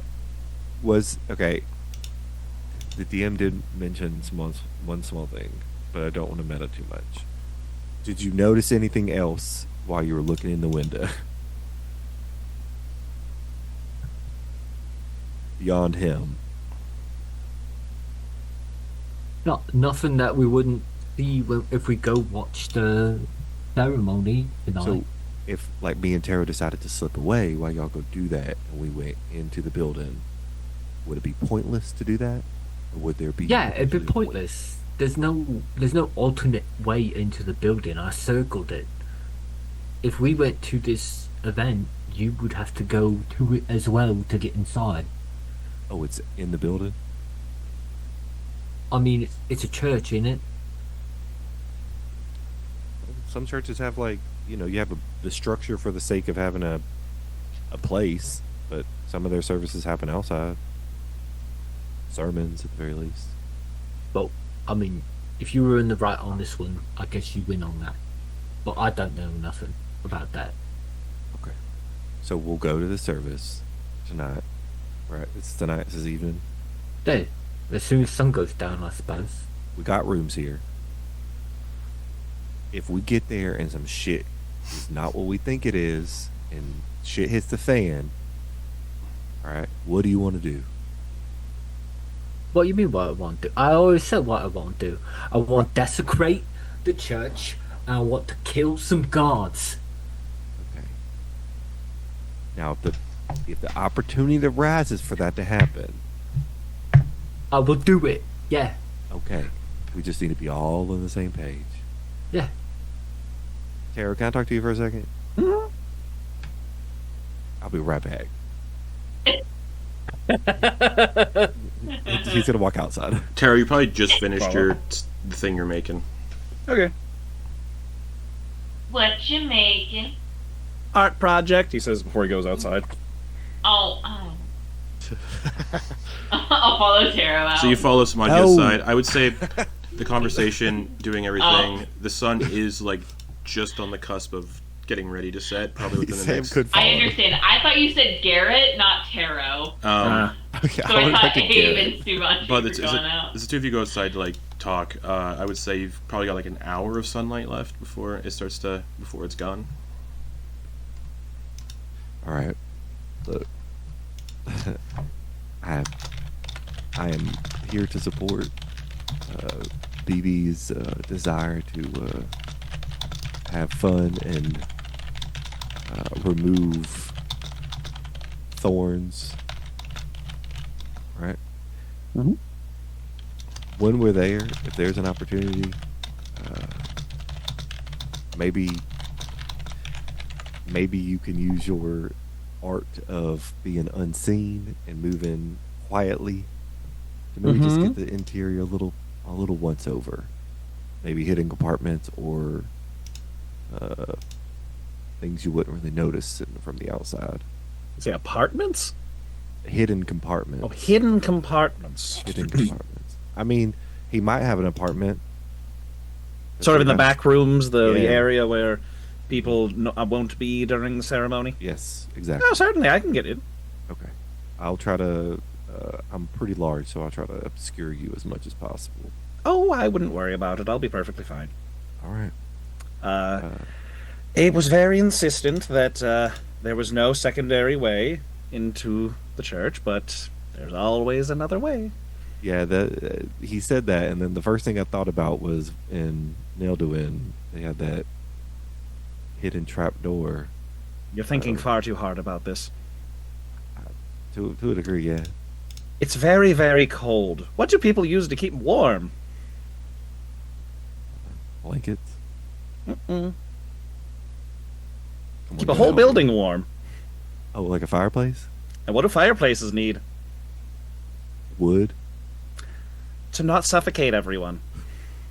Ventilation. Chimney. I love how dumb Sumaji and Samira both are. I like Tero gentle parenting. Sumaji. No. Yes, wood is required, yes. But what is so people don't die? There's chimneys. Yes, I can go in through the all right. chimney. It's the how does a duck float compared to a witch from Monty Python and the Holy Grail? All right. I will say yes, there was a chimney. I didn't think I needed to say there was a chimney. Makes sense. I'm also the thing is, even if it's it's Every not a place is full gonna have a Santa. chimney in a winter wonderland. Yeah. But also, even if it's not like a full chimney, if it's like a stovepipe, Yeah, Tero's I know. fine. I know. Yeah, that's why when I was like, I was thinking it's like it could if it was only like this big, that might be not an option for Abe, but yes, an option for Tero. So he Yeah. may not have thought of it, or like even seen it as an option. So yeah. Yeah, the chimney's probably like one of those like pipe chimneys that are like this big around. Yep. But Tero can just. Yep. Santa Claus. Exactly. The Just- worst Santa Claus. Yeah, and just oh my god, it's like Art the Clown. Art the Clown of Santa Claus. Yeah. Tara's Art Art the the like a clown. Art the Clown Christmas special. Tero's Yeah. very much a vocal Art the Clown. Yeah. Yeah. All right, last thing. Look, if things do get upside down during this, just be ready to do what you do best. Collect heads. All right. I usually leave them where they lie, but I can try and collect some heads if you want. It takes a while to saw through the neck bits. You know what? That we're gonna leave that bit to the one that needs it. Okay. Appreciate you walking out. The sun does start to get low. Somebody's gonna like open the door and look to the others and give like a And, as you do, sharp you whistle. all can hear a distant tolling of a bell. Dung, dung, dung. I think that's our cue if we're going to go to the ceremony. Yeah, come on. Got service to see. Alrighty. Alright. You all begin making your way towards the church. You can see townsfolk are also congregating towards it. Not a lot of people, but enough. As you all make your way to the church, which doesn't take too long to get there. The doors are already open. You all see it as I described,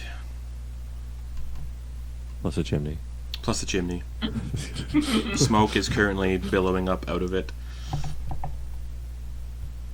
Well, note, Abraham, when you looked into the church, you did not see a fireplace. No. But there is a chimney billowing smoke. Yeah, I was gonna say. So it's probably in like more of the orders section. The mortuary. It's in the part that Tero wants The to go to. incinerator. I'll just re-describe for everybody else. The church is a humble structure enclosed by a low crumbling stone wall. Its grounds are sparsely dotted with a few graves, 8 or 9 at most. The building shows signs of wear, with long drooping icicles hanging from the roof at every corner, and yes, a stovepipe chimney. The wagon still sits there. Windows, candlelight flickering within. The front doors are open, set with a silver knocker shaped like the face of a mighty white dragon, its eyes set with 2 sapphires.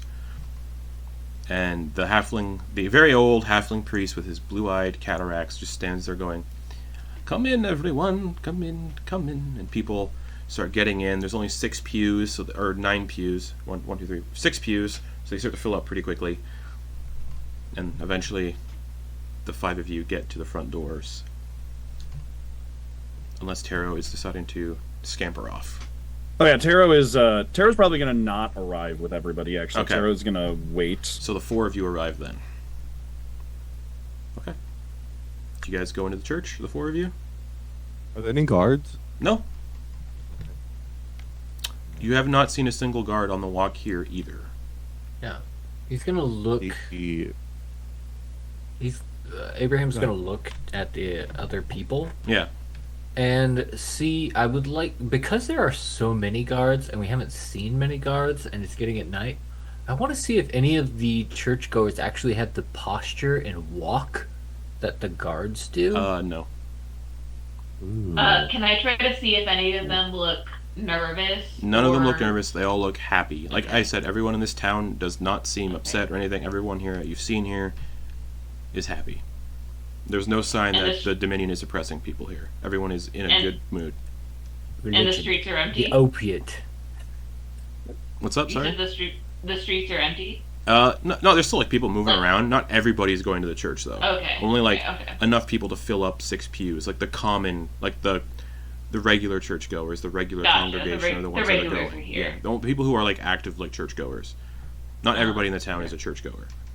Yeah. And the guards, Abraham didn't notice them near the church either last time, and there's no guards near it again. The 4 of you go inside? Well, Yes. Okay. The church's interior. Could I actually state an excuse that I'd like to pay my respects to those already buried in the graveyard before going in? Do you say that? Before you start, I just want to peek my head into the graveyard and pay my respects. The doors will be closing in a few moments. You can Right, do it yeah. after the fact. yeah, none of them gravestones have any names. I checked earlier. Also, I don't no, imagine no. you'd know anyone buried there. We haven't been. Those are reserved for people who aren't part of the town. Mhm. Visitors, not visit. Ugh, I said that wrong. People not born of the founding bloodline. Mhm. I think mostly Sam's goal is to be eyes outside in case anything is happening. You get a sense he's not going to allow that to happen. You can come inside, or you can go back to town. The grounds are off limits while the ceremony goes on. So is that like the gate where the low Yeah, that gate's thing like is? Where yeah, the, with the low- hinge gate. Yeah, like you'd have to Yeah. like go pretty far off from the church itself. So it's either you're in the church or it's either you go in the church or you stay outside the church this entire time.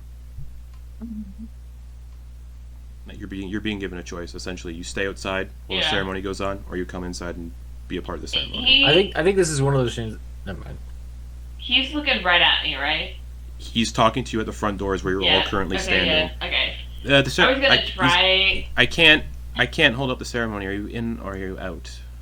I'll go in. I was gonna try. I'll go in, but I was gonna try to see if I could pull off a subtle, silent image of me and stay outside. But I'll go in with her. So the with four of you others. go inside. The interior is small and cramped, but carries a humble, comforting atmosphere. 6 pews line the nave, facing a modest wooden podium. A frayed rope dangles from the ceiling, connected to a large bell overhead. At the back of the nave stands a heavy stone altar, its surface intricately carved with the image of a white dragon coiled in a protective stance. Next to the altar, a locked door, secured with a thick iron padlock, sits at the back of the room. The air inside is noticeably cold, with a persistent draft slipping through the cracks in the old framework, carrying the faintest whistle of the wind. And as everybody kind of comes inside, he closes the doors and slowly makes his way up to the podium. And meanwhile, Tero, you start to approach the church from the outside. You see the doors, you see your friends go inside, and the doors close. Okay. All right. The roof where the chimney is, how high is that? Like, how high is the edge of the roof at that point? Like 30 feet? Okay, so it's a really tall building. Yeah, it's a tall building, but it's only one floor. Gotcha. So it's just like vaulted. Just like a ceilings. vaulted ceiling where the bell hangs from. Yeah. Okay. Wait. So the chimney goes all the way up the like? Is there like a? Is it like roof and then bell tower, or is? Oh, it there is like... there is no bell tower. The bell hangs from the interior of the roof of the main Oh, room. just on the inside. Yeah. Gotcha. Okay. Then, is there? Are there any trees immediately next to the building? Yeah, in the cemetery area, there is a dead tree that's growing up there and like over the fence, and some of the branches kind of like scrape on the rooftop. Oh, perfect.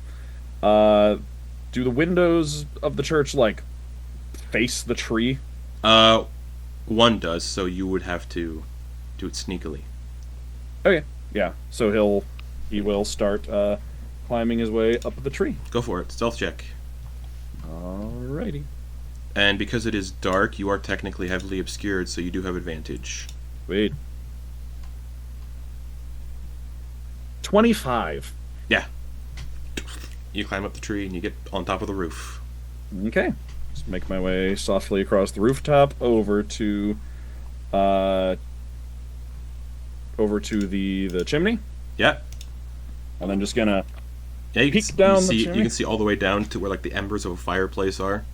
okay, and then just gonna vanishes and reappears in the fire. Reappears just stepping gingerly out of the fireplace. You are in a dim, musty cellar. The air is thick with the smell of mildew, and the ground beneath is cold, packed hard dirt. Against the back wall sits a large locked trunk, its surface scratched and tarnished with age. Beside it stands a glass cabinet filled with tarnished silver chalices and ceremonial knives that gleam faintly in the low light. As you look around the cellar, Tero, you also see a wooden table in the center of the room bearing the lifeless nude body of Scrappy. His chest is split open from sternum to navel, his organs meticulously removed and stored in glass jars arranged beside him. His pale, washed body carries the faint scent of lilac. On the left wall, a rickety wooden door hangs slightly ajar, its hinges groaning softly with the draft. So in the cellar, and there's a set of stairs going up, where you can hear people talking up the set of stairs. You can hear people talking up there, which you can easily assume is the congregation and everybody inside the church. Okay. So you have a locked trunk. Mm-hmm. You have a rickety door that's kind of just loosely swinging from the breeze, and then the corpse of Scrappy. What looks like his organs have been like removed for what looks like a burial process kind of deal. He's been washed and he smells of lilac.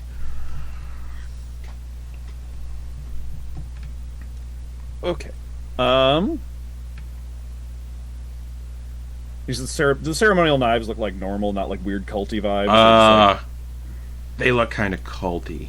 Okay. It's gonna wrap those. Are they? Is it like one of those things where there's like a leather? Yeah, it's in a glass thing case. that- You can open up the glass case, and yeah, you roll out this like leather satchel, and they're just filled with these like ceremonial silver knives, and then and it's also filled with silver chalices, like numerous silver chalices. Just gonna wrap that up and stick it in his bag. All of it. Yeah. Okay, you have like 12 silver knives, All right. which are basically just daggers, Yeah. and then Silvered. and then 11 silver, or no, 11 knives, 11 chalices. It looks like one chalice and one knife is missing. Okay.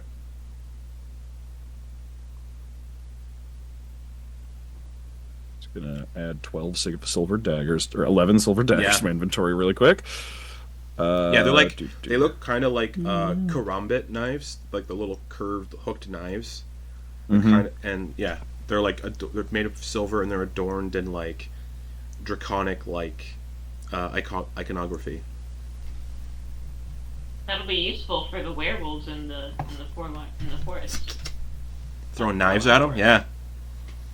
And then 11 silver chalices all Shadow around. Yeah. Touch Wild. 11 silver chalices, just a bunch of like jangling shit.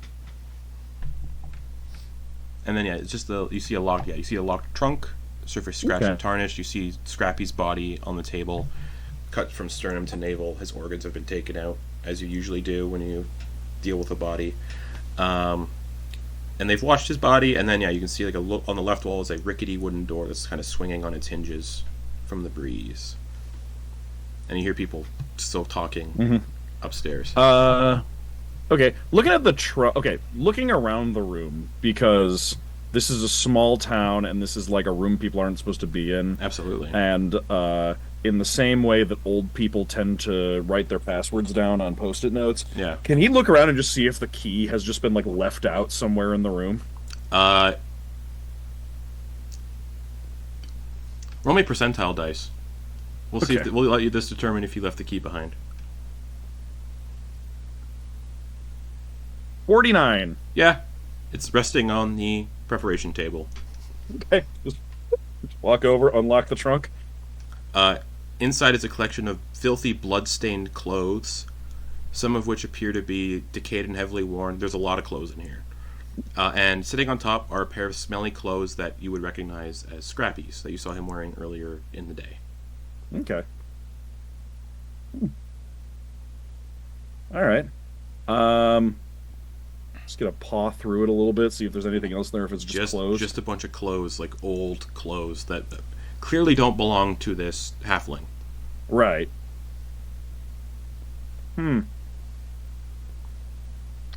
Huh. Well. And the body's just like sprawled out on the table. Little glass jars filled with all the organs. The brain is like also floating in it. They took out with like the old school like method with like the hot hook to pull it all out and scramble it, so it's floating in bits.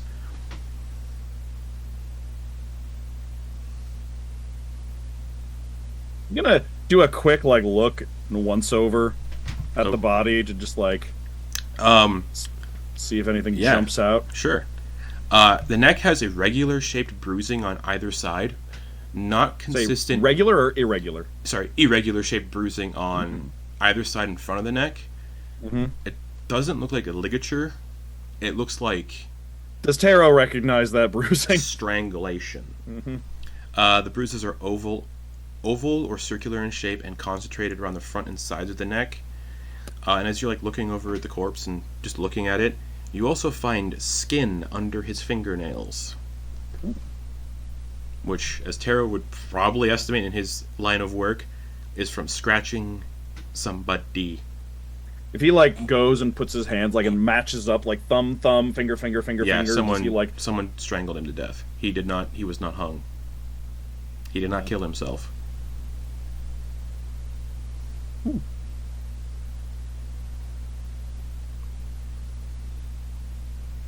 And the priest, this guy is the interesting. He's the only one. He's the one who prepares the bodies and also has all their clothes in here. And there's Is there anything else? Yeah, Oh, sorry. There's the other door that is just kind of moving slightly ajar. Yeah, if I peek out the door, does it look like it just goes right to a stairwell that goes upstairs, or is there other stuff down here? Beyond the rickety door lies a cramped living space, likely belonging to Father Ivar. A narrow bed rests in one corner, draped with a thin layer of sheets. Opposite the bed stands a worn wardrobe, its varnish mostly stripped away by time. A small desk, pressed against the exterior wall, is cluttered with empty glass jars and various embalming tools, their metal dulled from frequent use. Hanging prominently on the wall above the desk is a large symbol of solid iron and silver, shaped in the visage of a great white dragon. And a journal lies open on the desk. The most recent entry seems to be an autopsy report. And as you begin to look in this room and get a sense of it, you hear what sounds like a religious ceremony begin in the church above. And that is where we're going to go to break. All right. And we'll be back here in 10 minutes for what continues else, or what goes on, perhaps, inside this church. So, see you all back here in 10 minutes. Alrighty. So, Tero, you open up the door, or you peek in and you see that, just as you hear what goes on above in the church. As everyone begins to take their seats in the pews, Father Ivar takes a spot in front of everyone. This morning, we awoke to heavy news. The vagrant known to us as Scrappy took his own life. His mind was ravaged, consumed by battles we cannot fully grasp. But now, perhaps he stands among the frozen halls where even the most tormented souls may find peace and clarity. He looks over at Sumaji and gestures for Sumaji to hide his belt buckle. Oh, yeah. Just kind of untucks his shirt a little bit. He doesn't Not see his belt buckle again? It's a patron. It's a gold patron symbol. one of the Hands. Pantheon. It is not the Rime symbol. Straight up illegal belt buckle. Yeah. Yep. That was cool enough to tell me to hide it. Yeah. So that's nice. Right? Do not judge Sure. the desperate acts of a broken man. Despair is a shadow that creeps into any heart left unguarded. And Tara, you are hearing all of this echo down through the... Yeah. There's drafts everywhere. Instead, let us offer the grace we would hope for ourselves in such dark moments. For in the Rime King's gaze we are all seen, as weak, as flawed, yet still worthy of his mercy. Scrappy was a thief, a drifter. He wandered far from the path and stole from us, but even the most fractured souls can be made whole again in the embrace of something greater than themselves. He was one of us, a neighbor, a life, a reminder that we must stay vigilant not only for our own sake, but for one another. Let us remember him not for his sins, but for his struggle. And Father Ivar raises his hands, both of his hands upwards, and does like a sort of weird circular prayer motion that the congregation repeats. Sumaji also does it. Yeah. We, the faithful servants of the Rime King, humbly ask that you guide this lost soul across the veil to the sanctity of your frozen halls. Shelter him within your boundless frost, where suffering fades and only truth remains. Guide him, protect him, and grant him a life beyond this one, free of pain, free of weakness, and bound forever in your enduring grace. And from the podium he produces a silver chalice, as well as a small silver knife. He presses the blade against his wrist, and draws blood, which he begins to pour into the chalice. He then starts bringing it to the other members of the congregation, who do the same. He then approaches you four. Do you wish to offer up your gift? It's not necessary, but the Rime King would reward you for such devotion. It doesn't seem like he's pressing you for it. He's just like, if you want to, you can. If you don't, it's fine. You get a sense you're not regular members of the congregation, so he's not going to... Okay. You take 1 piercing damage. And you add your blood to the mix. Samira, worried that her blood will not flow if he tries, declines. Yeah, Scooch would also decline. He holds the chalice towards Abraham. My friend, we spoke earlier. It's not necessary. Yeah, Abraham knows his blood's fucked, and he's just gonna corrupt the shit out of that. Noted. I will make a note of that. Ooh. He takes... So Abe is letting his blood be taken? Yeah, looks like it. Okay. Interesting. Once the congregation has cut their flesh and filled the chalice, Father Ivar strides towards the altar at the rear of the chamber. He sets the blood-filled vessel upon the cold stone surface, his movements slow and deliberate. And as he sets it down, a deep crimson light radiates from the chalice, casting shadows that dance along the chamber walls. The crimson glow intensifies, its hue shifting, twisting until it transforms into a brilliant, searing blue. The same unnatural light as the corrupted blue blood that once pulsed through the ore veins of the frost iron mines. And as soon as that occurs, Sumaji and Samira, you feel that connection again. And Father Ivar raises his arms. O Lord, we humbly offer this gift of life, that you may spare us and shield us from the evils of the land. Oh, Abraham, you also take 1 slashing damage from offering up your blood.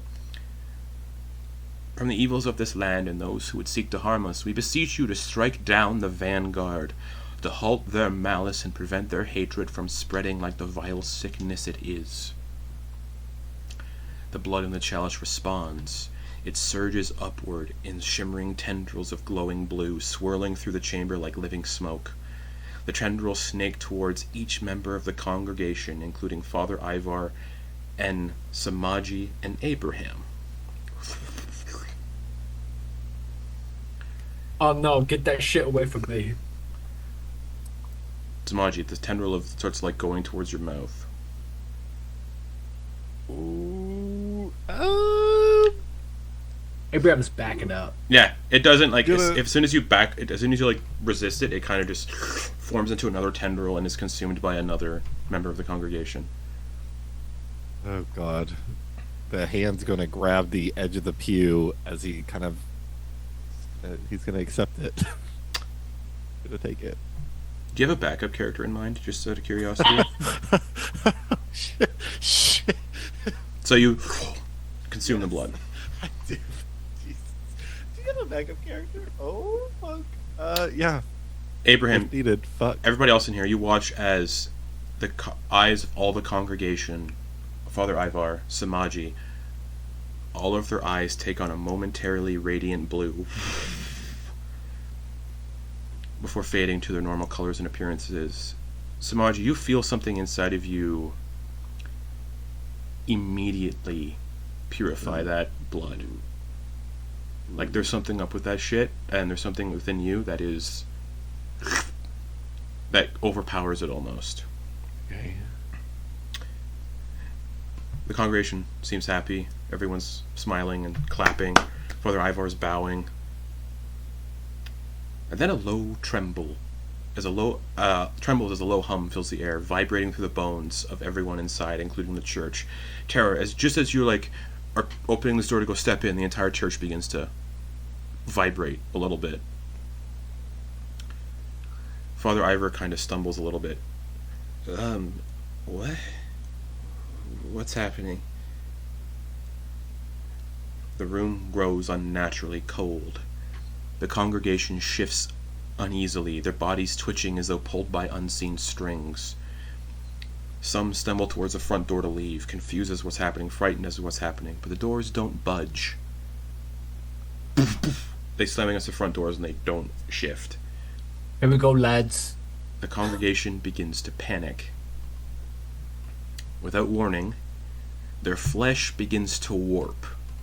Limbs crack and stretch, faces melt and fuse into one another, blood mixes with sinew in a sickening display of a grotesque transformation. Eyes roll back as they merge into a single mass, their bodies forming a horrific writhing heap in the center of the church, in the pews where you sit. Father Ivar's own skin tears at the seams, his body contorting as he screams, a sound that is swallowed by the mass of flesh around him that consumes him as he joins the congregation. The amalgamation grows, shifting its form, becoming more monstrous with each passing second. Arms and legs knot together, faces distort into grotesque, featureless mounds of meat, and the air stinks with the sickening scent of blood and decay. It rises, a towering, pulsating mass of flesh, dripping with sweat and ichor, its many voices combining into a cacophony of noise, which Tero now just hears as It is no longer Father Ivor, no longer the congregation. It is something worse, and thank God Abraham and Sumaji didn't consume the blood, because they would have joined it, and that would have been it for them. Ooh. Let's roll initiative. Oh boy! Lex, if you killed Sumaji, I would have driven back to Baton Rouge tonight. Oh, I'm saying when the blood snaked towards Abraham and Sumaji, if both of them would have consumed it, it would have been it. Because the shit be fucked. Don't re-listen to the episode. Don't re-listen to the episode. Don't worry about it. It's fine. We've Don't moved listen on. It's to it. fine. Oh wait, you did consume it, but I did. Too late. I did. No, but you said purified you said something it. in Oh, I said his something. body I just said purified something it. that purified it. Yeah. Right. So it probably would have just been Abraham then. Okay. Oh no! Abraham didn't eat shit. No, I'm saying He saw if you what- would have consumed it. Yeah. Yeah. He's a brains only man. Uh huh. All right. So the congregation What's that is going into my gonna be mouth? right there. Like that Drake meme. Basically, you guys that are in here are going to be in pews, so you can put where you are in said pews. It's just not brains and brains. So the four of you are there. Oh. Tero is in the cellar, Mm-hmm. which the door is right over here. So just when Tero comes out, if Tero finds a way out of the locked cellar from the outside. Oh, it's locked. Oh yeah. Oh, yeah. fun. Alrighty. Just leaves. So Tero, you just hear this commotion occurring upstairs, and then you see like dust falling from the ceiling as a massive weight starts to shift and move. Mm-hmm. And now you just hear grotesque animal groaning noises and people screaming. Abe, you're up first though. Okay. Great.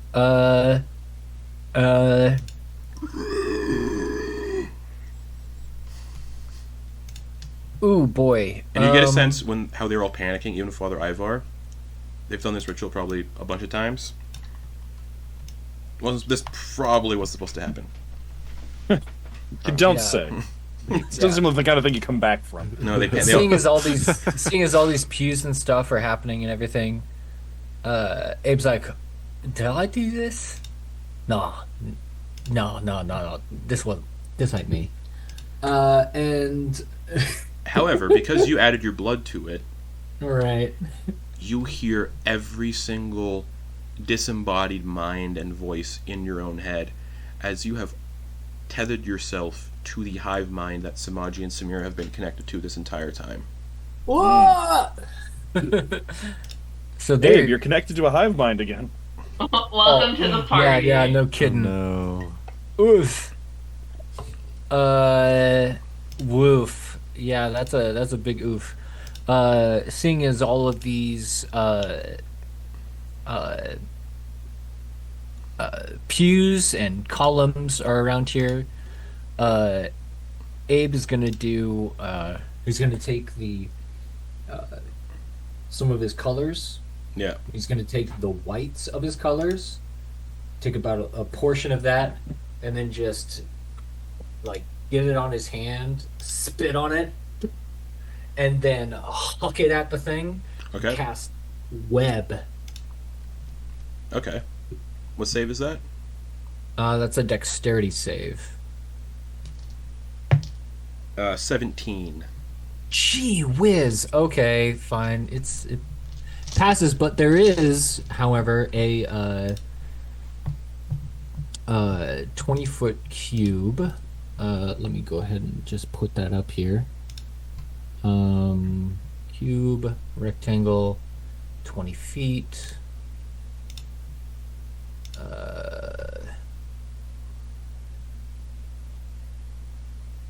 There, and I need to move it.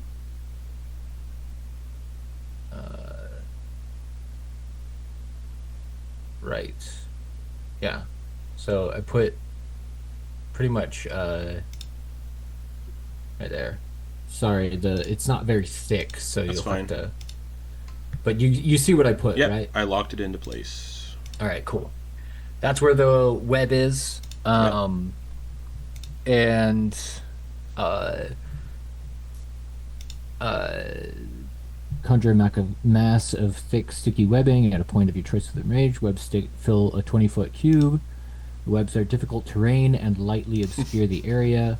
The webs aren't anchored between two solid masses, the pews, for instance, or layered across the floor, wall, or ceiling. The conjure collapses on itself. We don't need to worry about that for now. Each creature that starts its turn in the webs or that enters them during its turn must make a dexterity saving throw. So it'll potentially start its turn there, and it'll need to make another dexterity saving throw.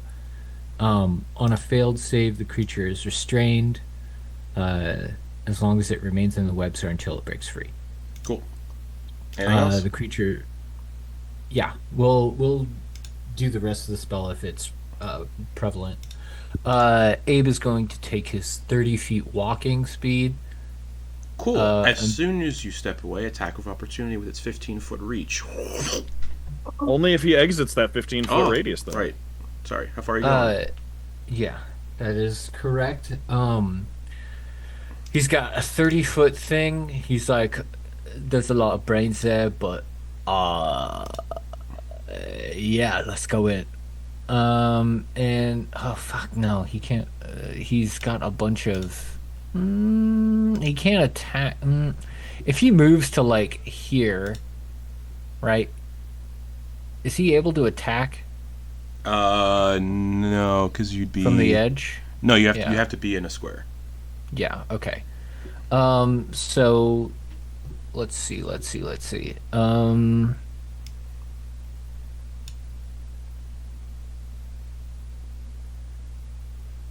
I apologize.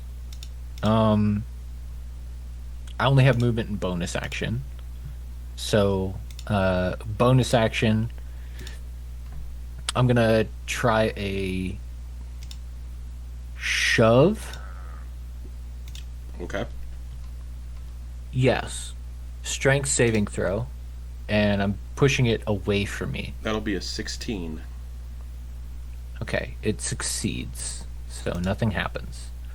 Abe's just doing a whole bunch of things that this thing doesn't. You push one of like the with. disembodied heads of the congregation just deeper into the mass. Just Yeah, great. Love it. Now I guess I'm going to move.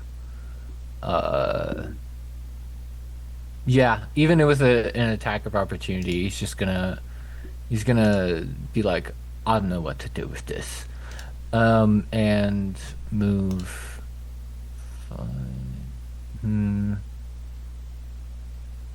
Yeah, I want to separate myself from the group a little bit. That's smart.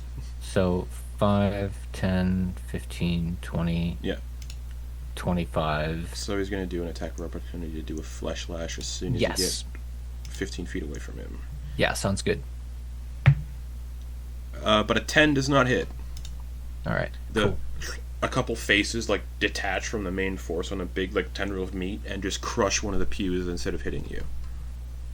Cool. So this pew is destroyed.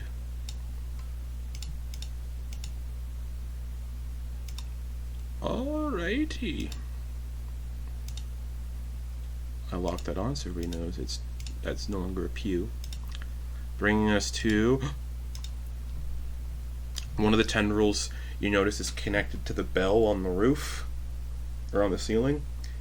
And as a layered action, dong, dong, dong, it's going to ring the bell in a distorting. Actually, no. It's going to ring the bell in a piercing, shrill note. Because Tero's in the basement, he is unaffected. I need everybody in the church to make a constitution, or everybody in this room to make a constitution saving throw. Doesn't happen to be a poison or a disease effect, right? Nope. Okay. 13. Woo. 15. So 15, 12. 15 for Sumaji. Okay.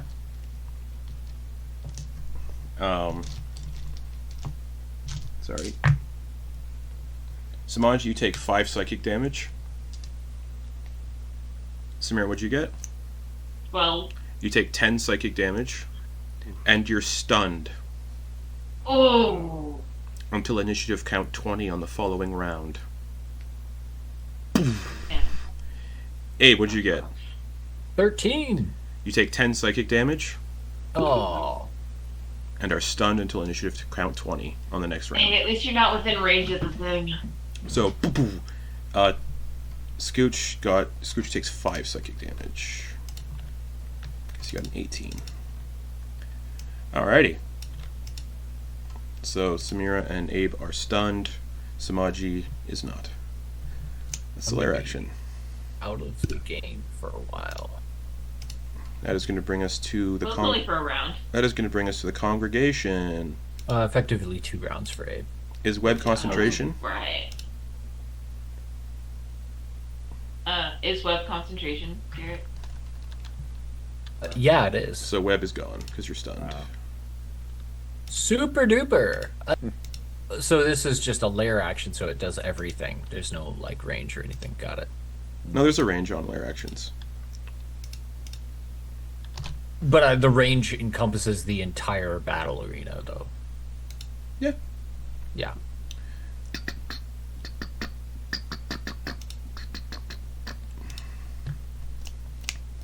Alrighty.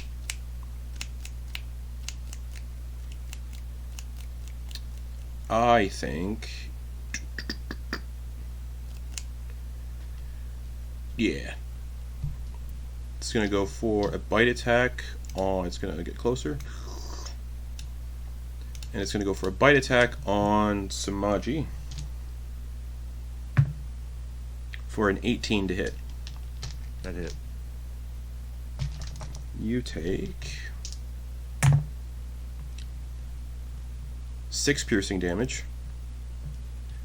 Oof. Then the flesh lash is going to go towards Scooch for a 14 to hit, which just hits Scooch for 10 bludgeoning damage. Then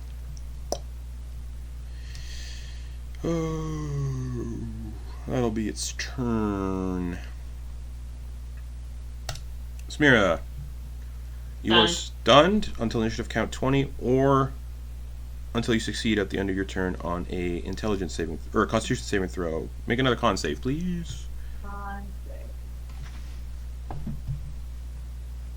15? That just succeeds. You are no longer stunned at the end of your turn. Woo! I have reactions. That'll bring us to Sumaji. Okay. I'm going to bonus action. The shoulders pop out of place, and the form grows bigger. See, it becomes snowballed.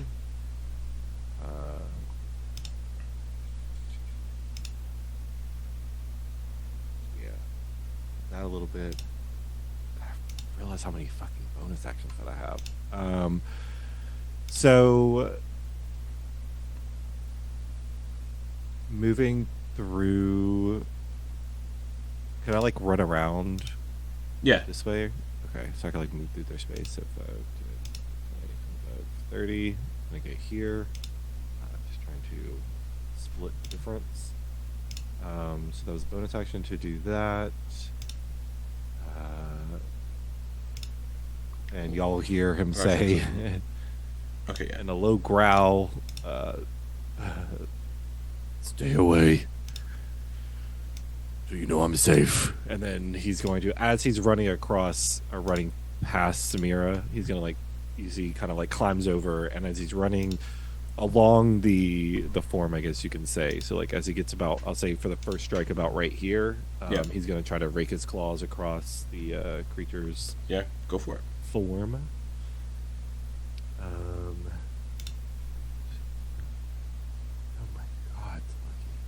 homie. I don't think an 8's gonna hit. Nope. So yeah, so the first one he just kind of misses, and then for what's it actually?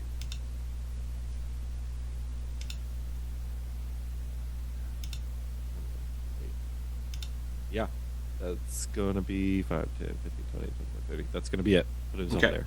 End of your turn, it's going to use a legendary action to do a claw attack on you. Okay. Retaliatory. Natural 1. So, Thank God. Tero, you hear the commotion going on upstairs. Mm-hmm. My turn. Yeah. As you look, Okay. I will say, as you look up the stairs, you can see a gap under the door. Okay. So really, wait. So, in terms of where I Yeah. am I, like, is the space I've been in under the church? Yeah, essentially.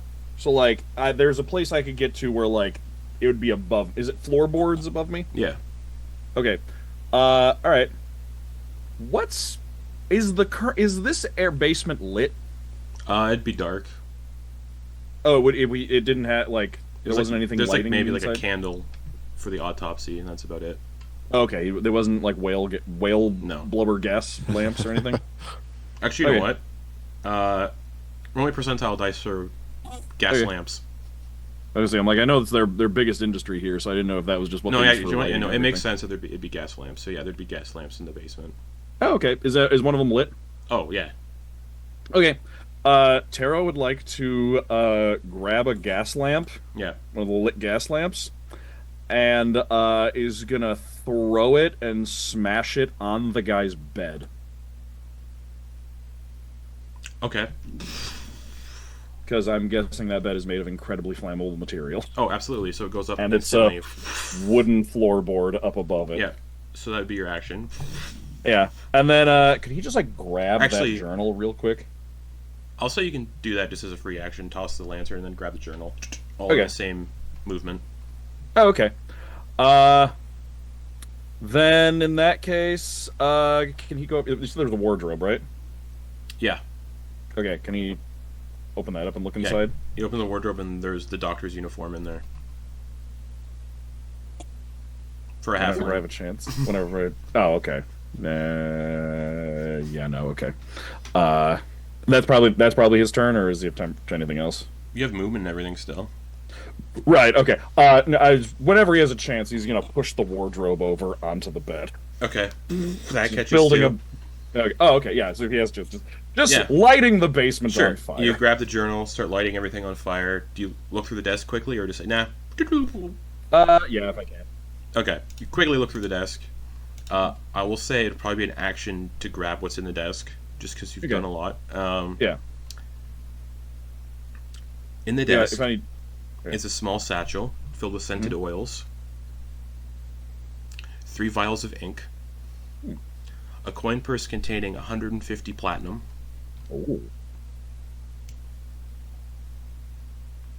Oh. Yep, 150 platinum, make sure that's right. A small silver cross. Mm-hmm. And a deed. Hmm. So next turn I'll grab all that then. Cool. Since I... It's all in like a We'll need- satchel. So you can just... Oh, cool. Like a shoulder shoulder bag kind of deal, tote bag. So next turn I'll grab that. Alright, so you have the journal with the autopsy notes, and then you're going to grab his bag. Okay, that your turn? Yeah. I mean, so, can I grab that this turn? Because I've done a lot, so I don't know if I need Yeah, to wait fuck until it. next Yeah, turn. yeah, you can. Fuck it. Okay. All right, then just started a fire, robbed a priest, lit his house on fire. Yeah, and then Tero's just kind of gonna wait for the fire to burn an opening in the floorboards for him. Okay. I was also saying... If it looks like it's taking too I was long, also saying you then- can see through the gap of the door that leads upstairs, Oh, too. yeah. And you could get through that way through your, like... without having to unlock it. Oh, that's true. Alright. Move Scooch. over that way then if he has a movement left. Oh yeah, absolutely. So you could get to like right behind the door, and you can just hear Okay. the commotion. Scooch. Can they, real quick, for them upstairs, where in the church, because I'm guessing the floorboards have some gaps in between them, Yeah. where in the church is there smoke starting to billow up from? Probably to the left of the door. So I'm gonna draw that. I'm gonna draw on the map. Everyone, in the church. Hello, everyone. You start to see smoke billowing up from the left corner of the church interior, from the floor.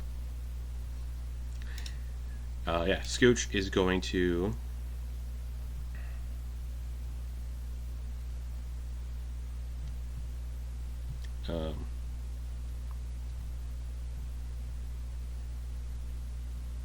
Yeah, it's tough because as an artificer of his kind, he's got like bonus actions and he's all got, ranged. Yeah, but he's got crossbow feet, so you don't have to worry about it. Oh, perfect. Crossbow. Dirty 20 to hit, which will hit. So close range crossbow hit for 10 damage. And I believe he can do it again as a bonus action. Oh yeah. Yep. And I'm going to say he didn't bring Penny into this because I don't want Penny to be destroyed again. And also, Penny probably wouldn't have been allowed inside the church anyway. Bonus action attack. Oh, almost a nat 20. 27 to hit. So yeah, 2 rapid fire bolts. Close range. He like dodges a tendril, like does like a sideways flip. Shoots while flipping. Backflip to avoid another tendril. Close range fighting for 11 damage. Hell yeah. Abe, end of your turn. I would like a Constitution saving throw, please.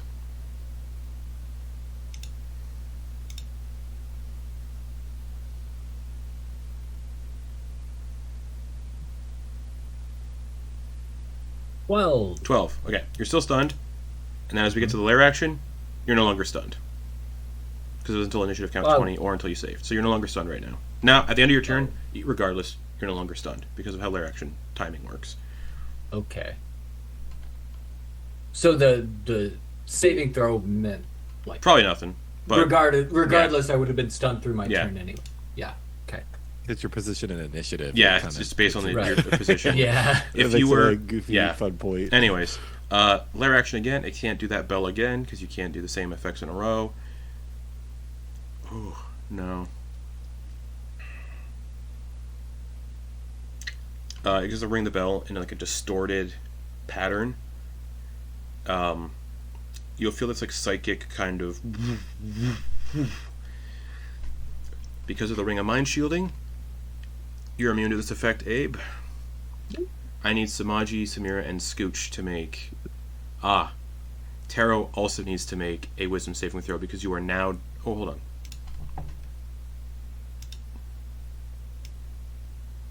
Yeah, directly behind the door. So, Tero, Samira, Sumaji, Scooch. Oh, okay. This would be a wisdom saving throw, please. DC 14. Okay. Okay. Like, did I have enough 18 movement to get for that close? Samira. Does this have to do with the charmed condition? Never mind, you're immune. No, I have advantage. Oh, you have advantage then. Yeah. Yeah. Does it have to do with magical sleep? No. 14. What was the 14. save again? I'm sorry, wisdom save? Yeah, wisdom.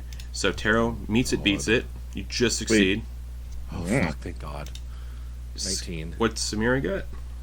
18. Scooch is the only one who fails and is now under the effects of the confusion spell until initiative count 20. Mm. Confusion's fun though. So- Confusion's more fun than stun. Yeah. The eyes, Scooch's eyes kind of like glaze over a little bit. Alright, that's the lair action. Back to the confused. back to the Destroy congre- itself in battle. back to the congregation. Alright. I think it's time. Oh no. Yeah, do I do that? Do the cool that's thing. not fun.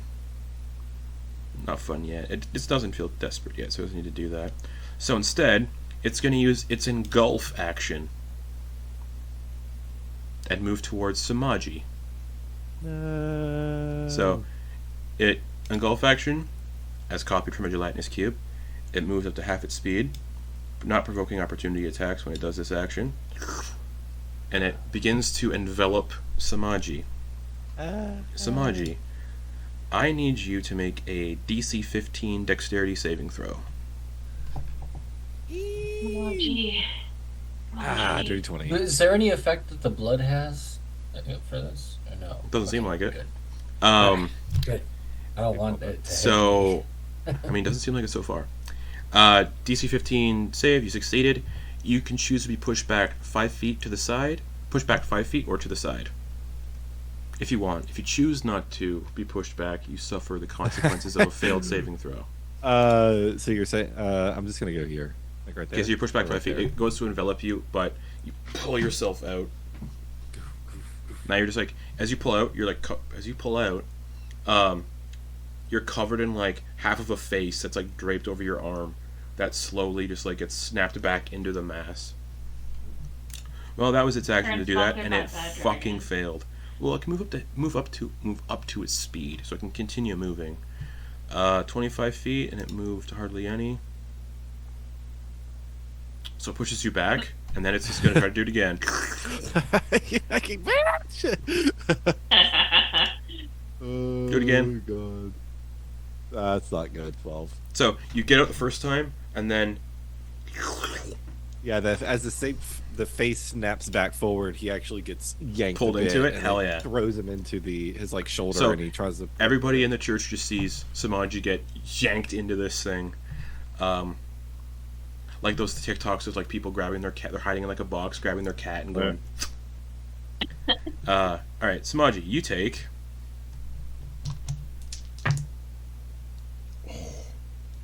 16 acid damage. Oof. 1-6.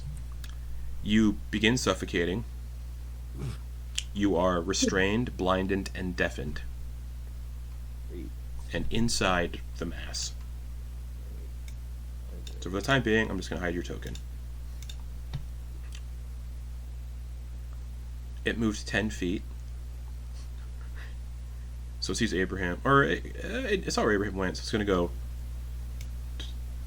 15, 20, 25. Not enough movement to engulf Abraham, but it's coming for Abe. It's like tendrils are like pulling around the pillar that you're hiding behind, like the support pillar, and like kind of pulling itself in, like it's gonna compress itself into that gap to get you. And that'll bring us to Samira. For Maximilian's Earthen Grasp, can I choose not to deal the damage on a failed save? Or does a creature have to take the damage? I assume it would have to take the damage. Because Hey, it how says many so. hit points It do you says have? so in this. You can't see Sumaji. And yeah, you would have to do the damage with that because it says so in the spell. Okay. Yeah. Okay. I think seeing G get swallowed up, or if suddenly G was here and now this thing has moved and G is no longer there. I'm gonna assume that he got swallowed up by this thing. I will say for Sumaji, if you want to get out, you can use your action to try to make a strength check to get out. But you can feel the acid that's like inside this thing, like dissolving you. Samira, what are you doing? And you are suffocating. Yeah. I mean, I don't know how bad G's looking, so I'm gonna do the stupid thing, and I'm gonna throw out Maximilian's Earthen Grasp right here, or here if I have to, Okay. and try to have it target G. No, you can't see. You can't see G. Hold on, forget I it. believe it requires a creature you can see. And G has full cover, so regardless, he can't be targeted by stuff. Unoccupied space on the ground that I can see for Yeah, throwing thing at. But he's also fully obscured, so he can't be okay. targeted by effects. Damn. Okay. Damn.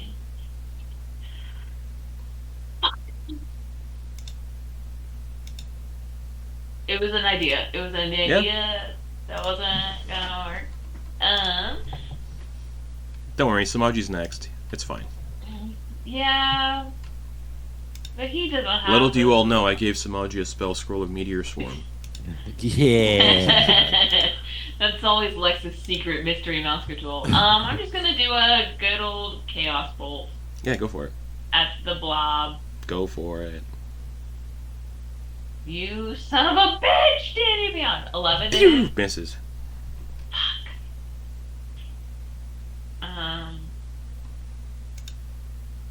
I don't have a bonus action. Let me double check. bonus actions? I don't think I have anything. No, I have nothing. I think I'm just gonna. I think just back away as far as I can behind this pillar. Sure. Can I see anything through the doors or the windows? No. No. Actually, Okay. through the window there, you would see a whole gathering of worms on the street just watching the church. Weapons out. Like maybe like Do 10 I or, have 10 or enough? 10 or so worms just outside the church. Like Oh, they're do I have- they're off the battle mat. Yeah, Okay. let's go. I would like to announce that to the group. There's about 10 worms out here, guys. And actually no, their weapons wouldn't be drawn, they're just watching the church. Okay. And you did see people try to escape the church and they couldn't get out the front doors. Uh-huh. Alright. I'm just gonna ask that and end my turn. Alright, end of your turn. This thing is gonna use a legendary action What you got? to try to get at Abraham tucked away back there with a tendril snap. I need you to make a dexterity saving throw. Oh wait, hold on. I gotta see if you're close enough. Yes, you are. Okay. Oh, and that's point. Whatever. Yeah, whatever. Dexterity saving throw. That's a natural 24. So 22? the tendril hits the pillar, Nice.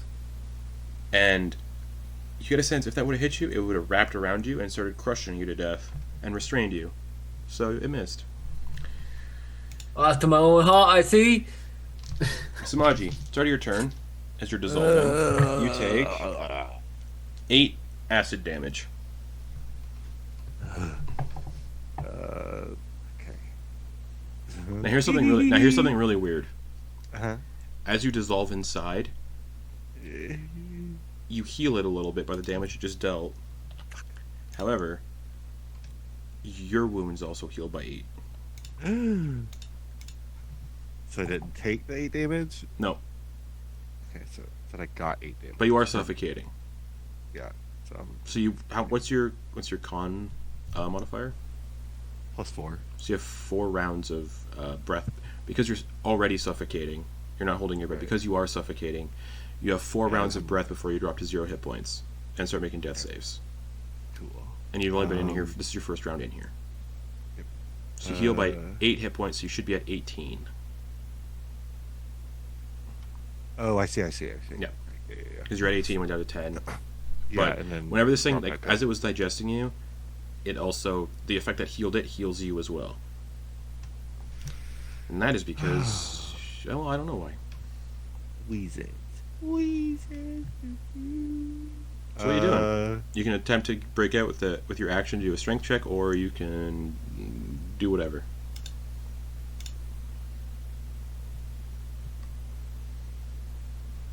I believe you have advantage on strength checks because you're transformed, right? yeah. So it's up to you. Ow! Yeah, I'm going to attempt to do it. It's just a strength, just straight up strength. Yeah. So yeah, straight up because it would be disadvantage, but because you have advantage because of your form, it'd be a straight roll. Ooh. Oh, nice. 21. 21. How do you break out of this thing? It's like yeah, y'all would see like oh my god. The only thing I can think about is from Ace Ventura. Yep, I was just thinking the same thing. Hell yes. He's climbing out of the rhinoceros. You'll just see the claws like it's at first it looks like something like pushing up against like a screen, you know, like the faces appear. And Yeah. then one of the claws like cuts through and the other as he just You he goatee watches, it. he just literally collapses out. And he like hits the ground and he rolls and like props himself up. And he has a feral look on his face. It's a little hot in these amalgamations. Also, you get to come out a space of your choice within 5 feet of it. Anywhere within 5 feet. That's perfect. Anywhere where within you, 5 where you feet. have Yep. me was perfect. All right, so you just try to Terrible. climb. That's the worst spot. You goatsy it and pop out. Tero, you hear what sounds like just the wettest squelching from the other side of the door. But as I'll say he- Tero's as he- token is on the map now too. yeah, as he comes out of that, this is the first time I've seen him. He's never activated his Crimson Right in this form. True. But Samira would see, probably not Abe because of his position behind the pole, but probably the three of y'all, whoever the other people, y'all would see he just slams his claws like this into his chest, and as he pulls them out, there's a bit of blood that pulls with it, and you see almost like the blood, like it stays like attached, almost like tendrils, and then it looks like these jagged, like bits of lightning as he pulls his hands together apart. They're surrounded. His claws are surrounded by lightning. Hell yeah, best Crimson Ray damage ever. And he is, yes. A lot. Yeah, he took 3. So not great. But So my dude did. it's one of the ones that doesn't have I know, people a lot of resistances. Yeah, I to know. it. So it's like, why not pick that one? I was gonna do cold, but I was like, Yeah. doesn't seem like it's gonna make a lot of sense in a cold environment. No, a lot of things here are resistant or immune to cold. But the way that I flavor his lightning, it's like a cold storm. So it's like icy. It's like icy blue colorations. But like anyway, when did you play? Anyone here play God of War Ragnarok? Yes. Like when yeah, the hammer and the Thor- axe hit and the freezes the lightning bolt. So fucking Yeah, it's cool. effectively how that. Yeah. Okay. So yeah, you activate your Crimson Ray. That is it for me. All right. Yeah, action to break out, and then bonus action Crimson Ray. Okay. Yep. Tero, you hear the commotion behind this locked door, Mm-hmm. but there's a big gap at the bottom of the door. Okay.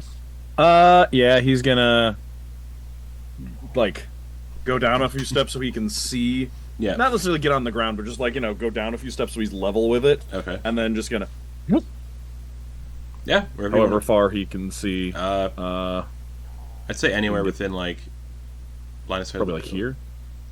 Oh, is that a pillar right Yeah, there? it's a support pillar. Yeah. Oh, okay. And can he see like around it like this? Oh yeah, you can or- see like a good angle on that. I'd say. Oh, okay. Then he'll get to like Yeah. here. All right. Tero just like appears. he just like because he always steps out of shadows. I imagine it's like he like takes a few steps up the stairs and then emerges out of the shadow under the pew as though he's coming out of the stairs, like that's so cool. out from underneath it. Just like whoop. Oh, look at that! Like a reverse thing of that people where they pretend they're going Yeah, yep. down the escalator. Yeah, he's just like comes stepping up out of the pew from underneath it. Just, oh, would you look at that? We were just talking about artwork, and he's gonna throw a psychic dagger. At it. Because you were technically hidden back there behind the door, Mhm. and the thing doesn't know you were down there and everything. You have advantage on this. Actually, sorry. First, bonus action, hex. Yes. And I'll definitely say because you're technically hidden for all of this, Sweet. advantage. All right. Advantage. Don't fail me now. 19. Oh yeah, that hits. All right, so that's gonna be wow, a great start with 5, and then it's gonna be plus an additional 7 for sneak attack, so we're at 12. Cool. Plus 1d6 from hex, so we're at 15, and then he's gonna apply a cruelty die on that Yeah. to bring that to 16 points of psychic damage. As it hits, Mm-hmm. you briefly see this glimmering across the body, very similar to Abraham's skin. Mm. Since his blood joined the congregation, this thing is now resistant to psychic damage. No. Well, I don't like that. So you said 16 total? Yep. So it takes 8. Mm-hmm. So yeah, everyone sees it. It's the hide briefly shimmer and shift into Abraham's skin. And then back. Oh, Isn't oh come on. That. isn't hex usually necrotic damage or? Is Oh, it that's right. I special? forgot. Yes, hex is necrotic. One of those d6s was necrotic. Okay. So it was it was like 3. So it was 16. So it was Okay. 13 psychic, 3 necrotic. So it would have been 6 and 3. So that's still 1 extra damage technically. Perfect. Okay. Anything else? Nope, that's bonus action, and the floor's on fire behind him. Yeah. So yeah, more smoke. Oh, also, I lit the place on fire. I hope that's helpful. Actually, will his movement. He's gonna just like hop over the pew a bit here, over there. Sure. I'll say. Just do a Dukes of Hazard, just like vault over it. I'll say the fire begins to creep up now. No, that's the wrong color. The fire begins to creep up now. Excellent fire logo. I love it. I try. Scooch is just gonna do. Actually, Scooch is gonna do Shocking Grasp for a 25 to hit for 1 Shocking Grasp damage. But now it doesn't have reactions. So now it's statically charged. Just and then Scooch is gonna stay there. Abe. Actually, before that, I was going to use legendary action to do a claw attack on Sumaji. And Abe. Your turn. He's gonna go ahead and try that web again. Go for it. That's a That is an 11. No modifiers on that. A flat 11. okay.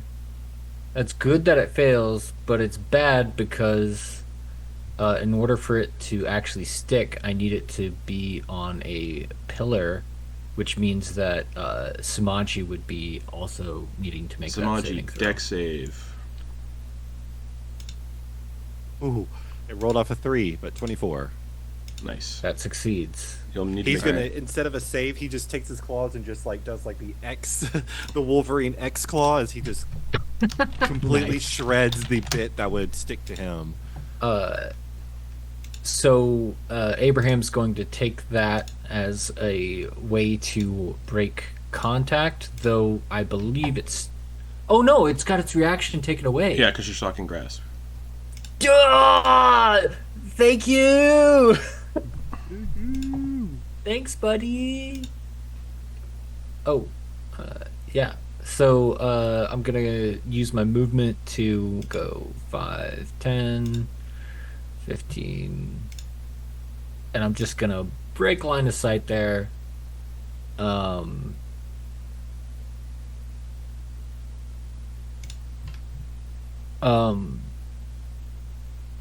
Yeah, I don't really have anything else because I can't see him because I've been like, I don't want to see that shit anymore. Yeah, fair. But, Ew. Anything else? but I forgot. Hold on. For Scooch's turn, he was under the effects of the confusion spell. oh, beans. If not, we can make an attack on me, and I'll. See what he got for his D10. So Scooch doesn't make any thing on his turn. Okay. So this thing does not have Shocking Grasp. All right. So we can back it up it's still my turn, so we can still say that it makes a reaction. But it also did a reaction to try to hit Sumaji. Oh, it did. So yeah. Well, it was a legendary. okay. It was a legendary action to try to hit Sumaji. This would be attack of Yeah, opportunity. go ahead and use your reaction. Try and hit me. Flesh Lash. Natural 1. Everything is Woo! as it seems. All right. Cool. All right. And also, Scooch is now no longer under the effects of confusion. All right. That's my turn. All right. Yes. The tendril still attached to the bell on the ceiling. Dong, dong, dong, dong. Lair action. Yeah, it's gonna do the big bad one. The final resonance, which causes the bell to break, so that you can no longer do lair actions as a last-ditch effort. This one's mean, but hence why it destroys the lair action opportunities for using it. Oh, Samira is just in range. Okay. Bummer. I need everyone. Everybody. You all feel like your life about to whiff away. I need everyone to make a DC 14 Constitution saving throw. Oh boy. Oh boy. Oh fuck. Yikes! Oh no. Yikes! 13. Oh no. Oh no. Hold up. Don't you have something? Guys. You have your I can't use my knowledge from past life because it's only on ability checks. Yeah, I've got a thing for ability checks too, but it Okay. does not count for saves. I As missed the it by bell one. as the bell rings its final toll and breaks, the cracks can no longer be rung. Sumaji, what'd you get? 8. You dropped to 0 hit points. Yep. Samira, what'd you get? 10. You dropped to 0 hit points. Fuck. Tero, what'd you get? 13. You dropped to 0 hit points. What'd Scooch get? I think he failed too, didn't he? I think Scooch failed. Scooch. Got a Scooch. 12. I don't see it on 12. Scooch drops to 0 hit points. Abraham is the only one up. Oh. We are in fact level 4. Yeah. Level 4. Level 4. 8. Okay. Bringing us to the congregation. I mean, I'll use something I didn't get to Does use it even ever. see where I am? I'm gone. You can't see me. True. You I'm can't behind the see pillar. me. And it You is can't restrained. see me. It is restrained. Dex saving throw at the start of its turn. Oh no, it's already restrained, so it has to do shit to get out. Yeah, it has to. Oh, sorry. I'll say a creature restrained by the webs can use its action to make a strength check against the spell save DC. If it succeeds, it's no longer restrained. Yeah, let's do that then. 12. It's still restrained. It is. So its action is trying to like pull free and it's still stuck. Samira, I need a death saving throw, please. Have these at advantage. You do. I'll roll 2 and take the higher. 16. 1 success. Sumaji, death saving throw, please. I believe your form. No, your form does. Does your form revert? Yeah. So now you're just back to handsome Sumaji.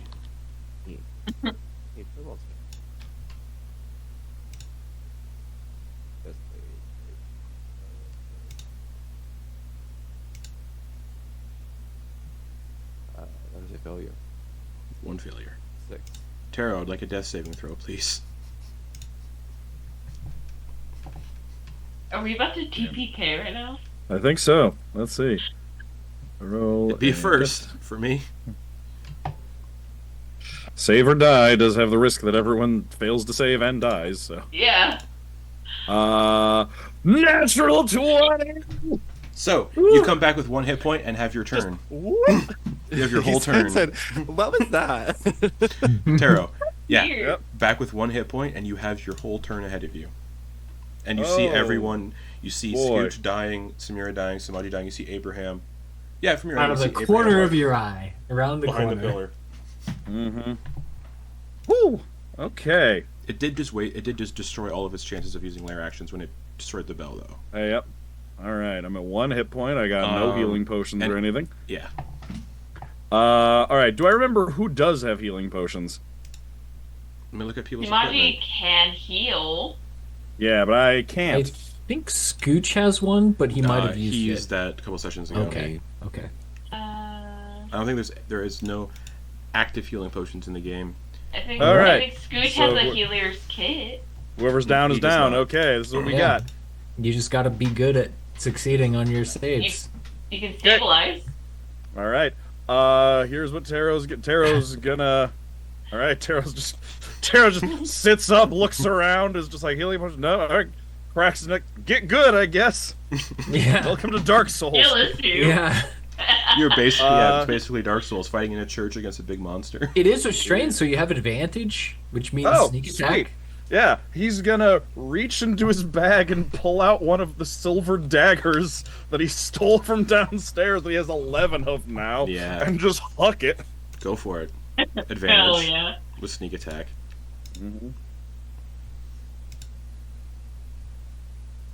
How's a 17? 17 hits. As soon as the silver dagger hits, the flesh seems to like react and burn. It is vulnerable to silver. Hell yeah! Nice. Wait, does it mean it's vulnerable to all of the damage I'm about to do? Yes. Incredible. I lost concentration on Hex when I went down, though, so Okay, I don't cool. have that. So that is going to be... Oh, wait, sorry, I rolled the... That's not the right thing. I should be rolling the dagger damage, not the psychic blade.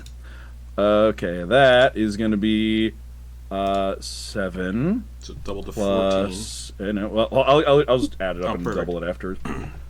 Plus 7 is 14. I'm going to add the last cruelty die for another d6. For 1 makes it 15. That is 30 points of piercing damage. From one little dagger. Yep. Silver. It's sticking out and the flesh just like burns and melts that dagger. Nice. Hell yeah. And then Tero would like to hop over here Yep. and then bonus action hide. Go for it. Stealth check. You need to beat a passive perception of 4. Oh god. Or what? How's passive I don't- perception calculated? It's like 10 8 plus plus 8 plus it's wisdom. 10 plus your proficient. modifier. or 8 plus modifier, yeah. So if you're proficient, you get the proficiency bonus. If not, no. So it has a passive perception of 5. Oh, cool. You got a 16. Yeah, you're hidden. Sweet. I And then don't he's know gonna if like you could fail that. he kind of like he hops over, ducks down, and then just kind of like creeps sideways along, so he's not in the same place he hopped over. Since you were so close to death there, you just hear this like momentary like pulsing in your ear. Mm-hmm. Like when you stand up too fast. Yeah. Mm-hmm. Something else. All Okay. right. All right. That's a turn. Death saving throw for Scooch. Man, Oh no. it's just a flat d20 roll, right? Yeah. Death saving throws? Okay. Mm-hmm. Scooch got a 9. One failure for Scooch. Okay. Back to the top. To Abraham. You see Tero drop, get up, throw a dagger at this thing, and you hear like sizzling and this thing screaming as it reacts to whatever Tero threw at it. And now What? you don't see Tero. I already been a part of, a collective. I ain't looking to be a part of anymore. Do I seeing as that attack from Tero worked, do I see any silver stuff in the environment at all? No. It was all in the No basement. silver stuff? It was all in Okay. the basement, and then it got consumed when Ivar joined the congregation. Okay. Do I have any silver? Oh, that's right. Start. I have Electrum. I don't have silver. Damn it! If I had Start silver. of the round again. Fire spreads. Okay. Mira has silver on her. He doesn't know that. Yeah, I don't. All right. So, Abe is going to. Is this thing tied down? It's just the podium. It's not tied down on anything. Great. That's stupendous. I'm gonna pick it up with my telepathic abilities and fucking chuck it at What's that the son of a weight? What's the bitch. weight limit on that for objects? That is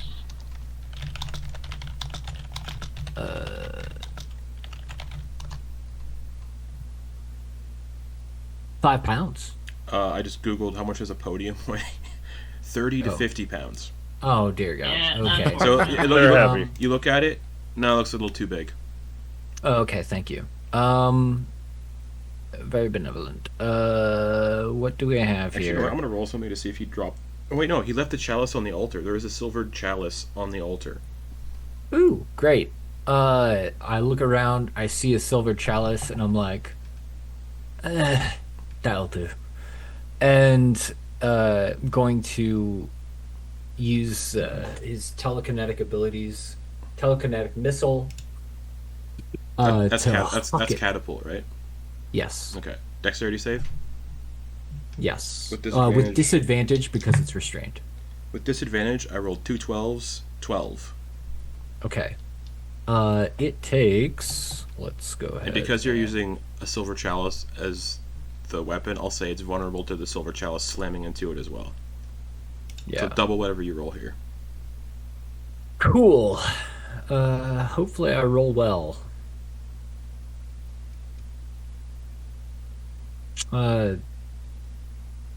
Fine. I rolled fine. 15 So double to 30. to 30. So Tero's silver dagger, 30 damage. You hucking a chalice telepathically at this thing, hits it in one of the heads, and 30 damage. Nice. And that's the last of my second level spell slots. I have movement. I don't think I want to use my bonus action to move it, so I will, and I definitely don't want to remove my concentration on that spell.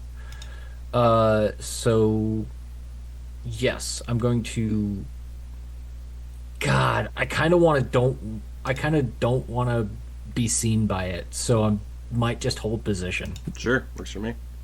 No more lair actions, bringing us to the congregation. Oh boy. It's going to do a psychic pulse in a 15-foot radius. Oh dear. Oh, Abraham's out of the reach.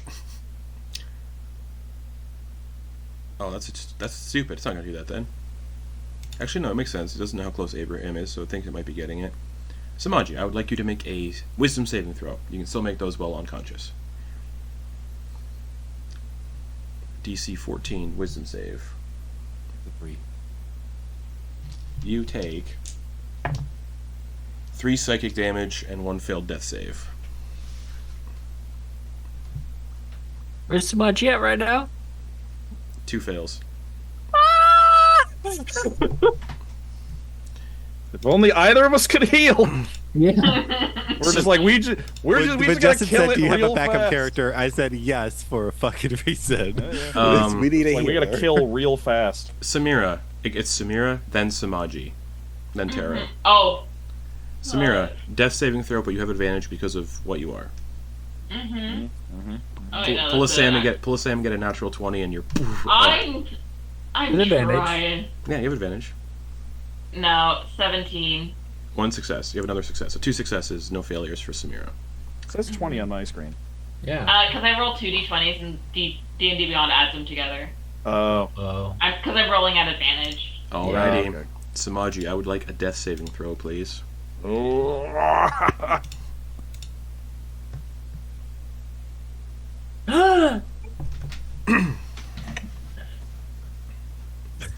Now here's the fun thing. You drank from the chalice. So as the life leaves you, as your essence drifts to wherever it will go, there is this a pulsing you can hear in your mind. Do you choose to follow the pulsing or ignore it? I know you're giving me. I'm just asking a question. You drank from the chalice, so Good. there's something funny.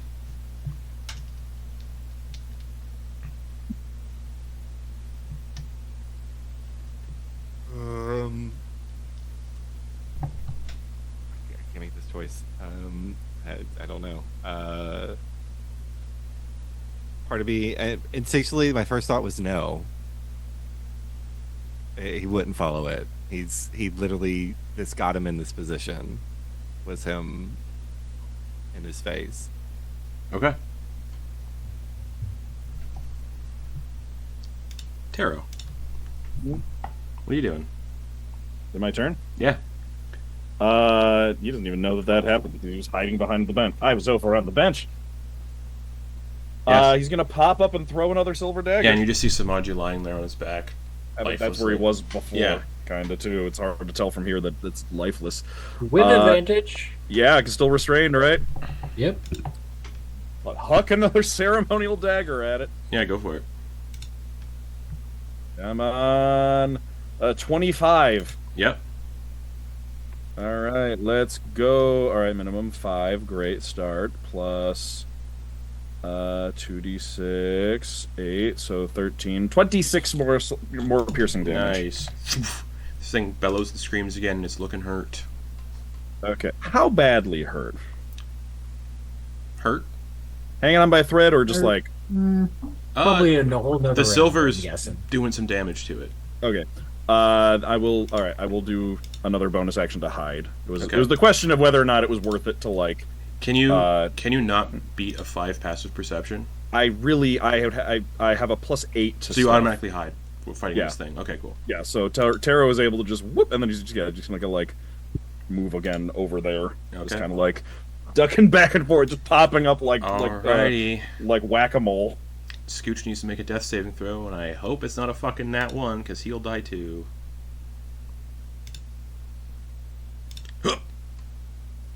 Oh my god, it was fucking close.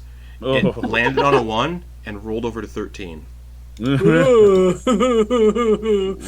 success for the Scooch. 1 failure, 1 success for Scooch. Holy fuck. The fire spreads. Mm-hmm. Oh man, that fire's gonna be the death of everyone. Sorry, I thought it would help. We're all pretty much on the exact opposite. It'll have to burn down the whole church before it reaches. It's getting real close to you and Scooch, Tero. Well, I can move and drag Scooch. Abraham. She's got bird bones. right. He's light. Right. I only have level 1 spell slots available to me.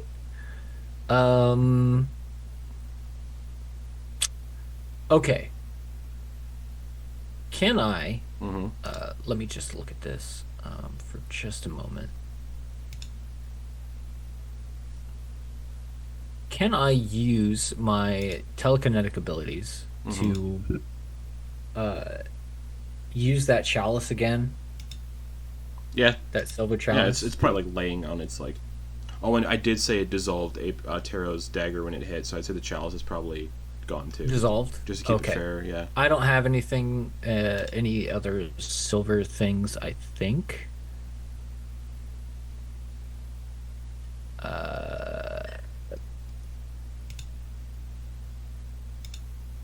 Though I do question, there were always theories about mercury and silver and effects.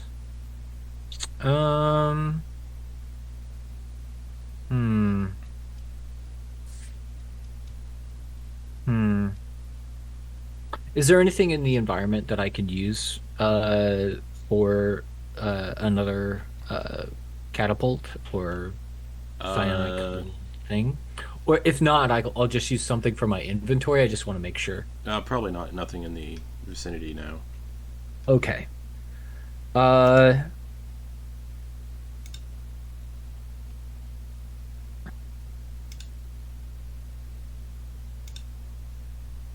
Okay. This might make things a little spicy. Go for it. Yeah, this might make things a little spicy because I need pretty much everything else that I have. Mm-hmm. Fuck. And I was gonna use this as proof of what we did, but things are too spicy. I'm gonna take the head of the dragon blood abomination. Yeah. And catapult that. Okay, go for it. Oh, dex save with disadvantage. Yeah. That'll be a 12 again. Okay.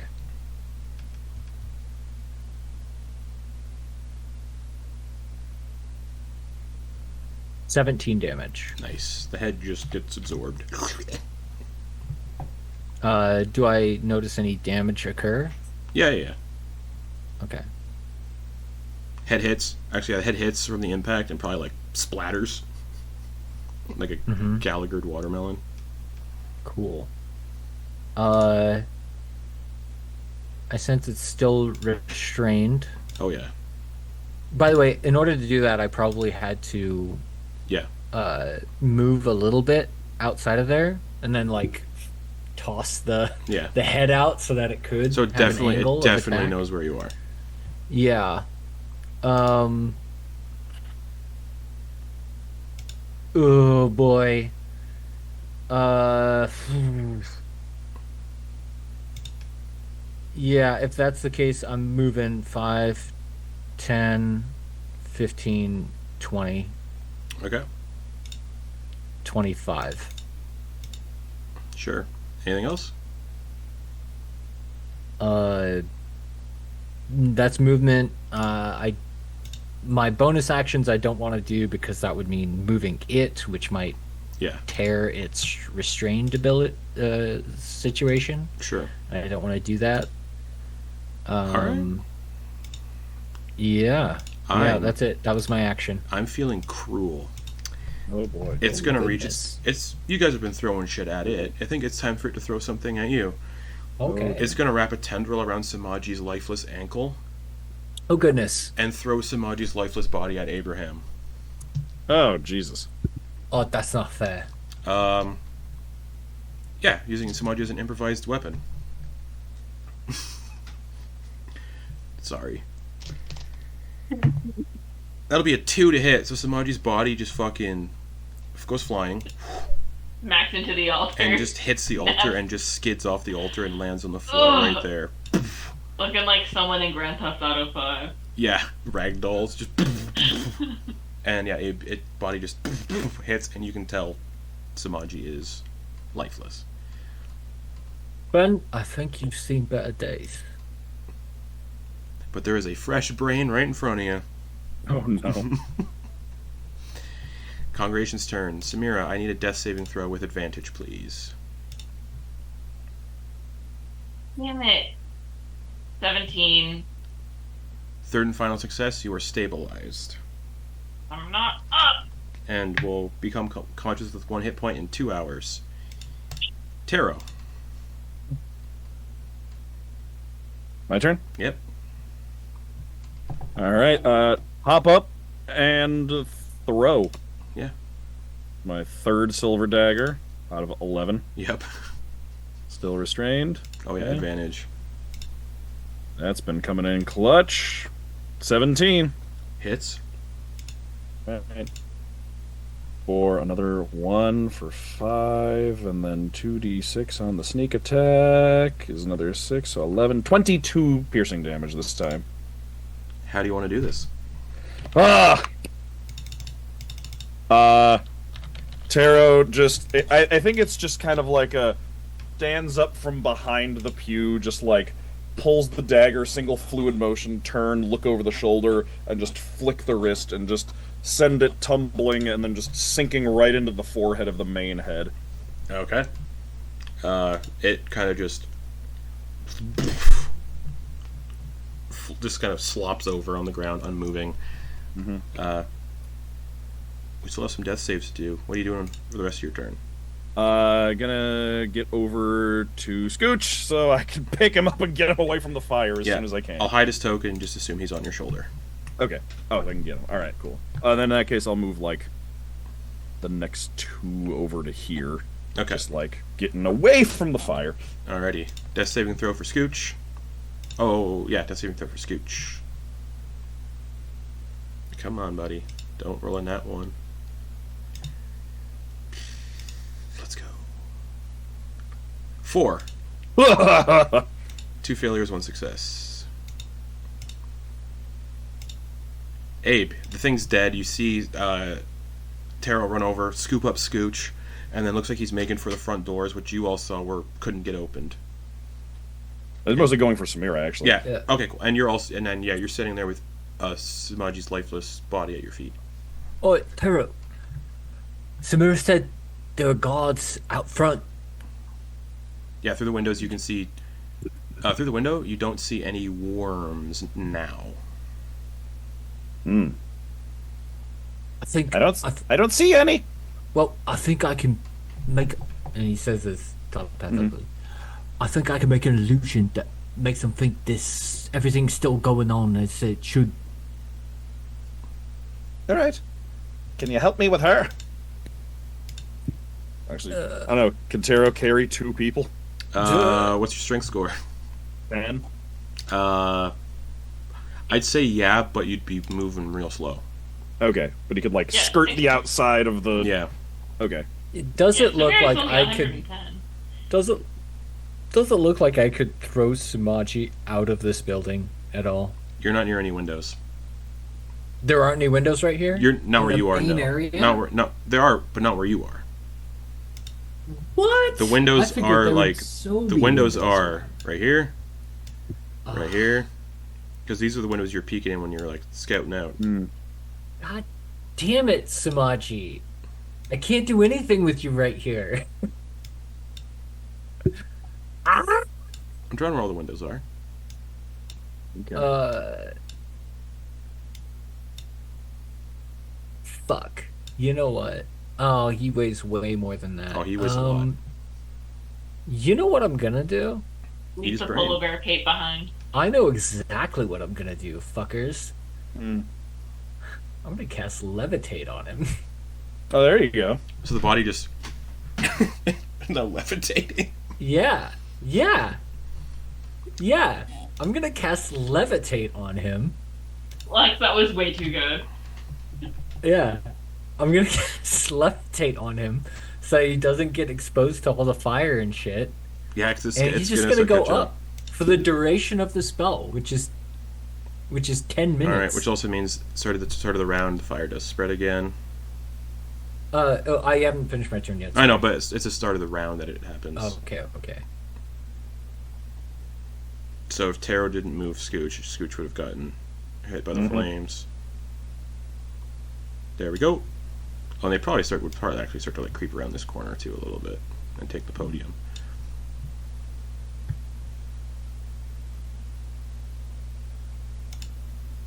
So you're levitating Sumaji.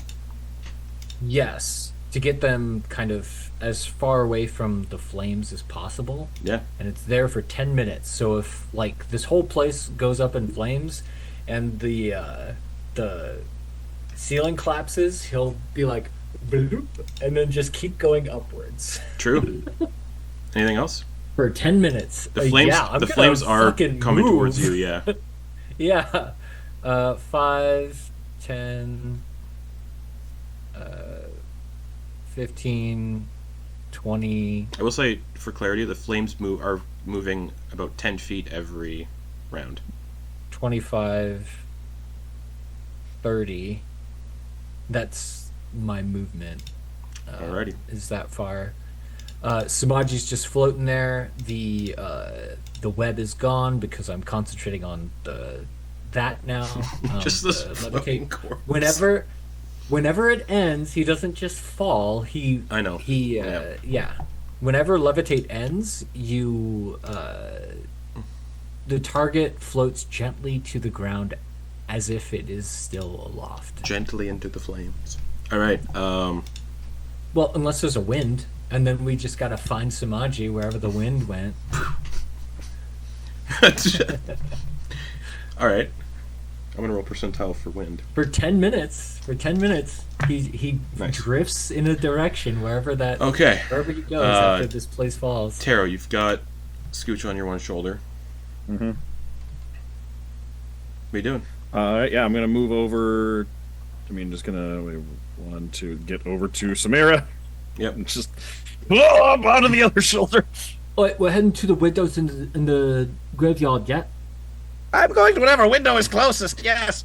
Yeah, yep. It's just like reedy Tero with one person over I'll each say shoulder. Scooch on your one shoulder would put you. He's tiny, so he'd probably only reduce your speed by like 5. Oh, okay. And I'll say Samira. See, how much does Samira weigh? 110. 110. I'll say Samira drops. She's super. I'll say Samira. Oh yeah, she's. I'll say another. Yeah, I'll say another 5 feet another 5 feet of movement speed for Samira. So you're at minus 10. Minus. Oh, okay. Then I have one square of movement left, and I can get to there. And I'll hide Samira's Go around the token. pillar. Okay. Cool beans. This is fun. Scooch, death saving throw. 2 failures, 1 success. It's not your action to pick up Samira. Do you want to try to stabilize Scooch? If I can, absolutely. If he fails one more time, he dies. Yeah, if I can. Do I know if either of these have a healer's kit on them? Let's look. Scooch has Alchemist Fire, a Boomerang, Clothes, Thieves' Tools, Tinker's Tools, Tinderbox, Torch, Water Skin. He does not have... Oh, he has Thieves' Tools. That's good to know, because I don't. He does not have a healer's kit or any potions on him. Okay. It's weird. Does 'cause Samira? Every Artificer has these tools proficiency. Oh. It's fun. Then yeah, I guess just what is it, medicine check? Medicine check, DC 10. Alright, let's see. Basically a 50-50, because I got a +1. Uh-huh. Let's go! Action hero! Oh, 19. fuck. I'm curious. I'm going to roll the D20 to see what he would have gotten for his death saving throw. Okay. Would have been a It's 5. natural 20. It would have been Oh a my 5. God. He would have been Tero dead. just saved his life. He would have been Tero dead. is saving their lives. Alright, so Scooch is stable. Is there a little depression in Tero's mind from saving a life instead of taking it? No, it's his friends. He loves his Oh, friends. okay, good. Alright, Not all about just Scooch ending is life. stable from the medicine check. Otherwise, it would have been no Scooch, no Sumaji. Alright, Mhm. as we start the next round...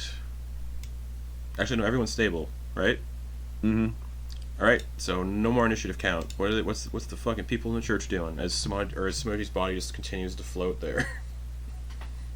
Yeah, Abe couldn't carry that fucking heavy bastard. He's actually like a helium balloon that you let off inside of a building, just kind of like Uh-huh. rubbing along the ceiling. Can you couldn't you just like grab him like a balloon and pull him? I actually can. You could Mary With Poppins him, yeah.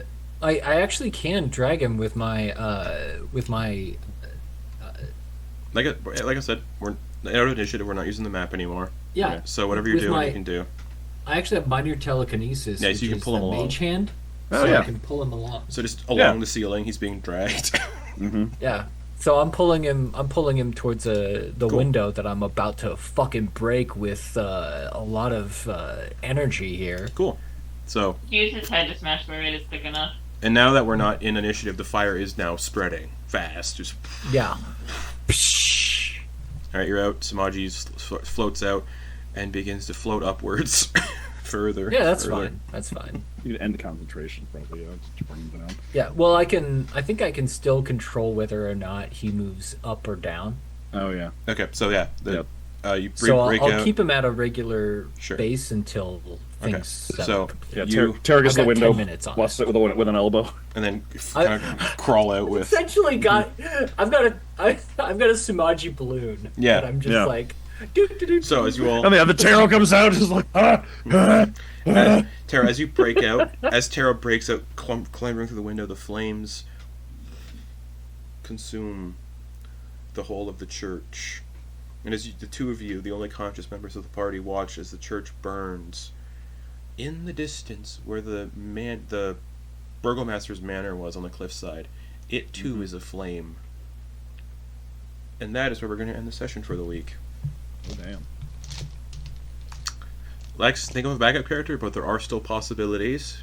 Just because no one in the party is a cleric doesn't mean there isn't a way to bring back Sumaji. Well, even if there was a cleric, they wouldn't have Yeah, we're access to level that 4, type but of yeah. spells yet. Yeah. We went one level away from Revivify. Yeah. But regardless, there's weird blood shit going on in this continent that has touched both Sumaji and Samira. I guess we'll find out what happens next time. Bye! Bye.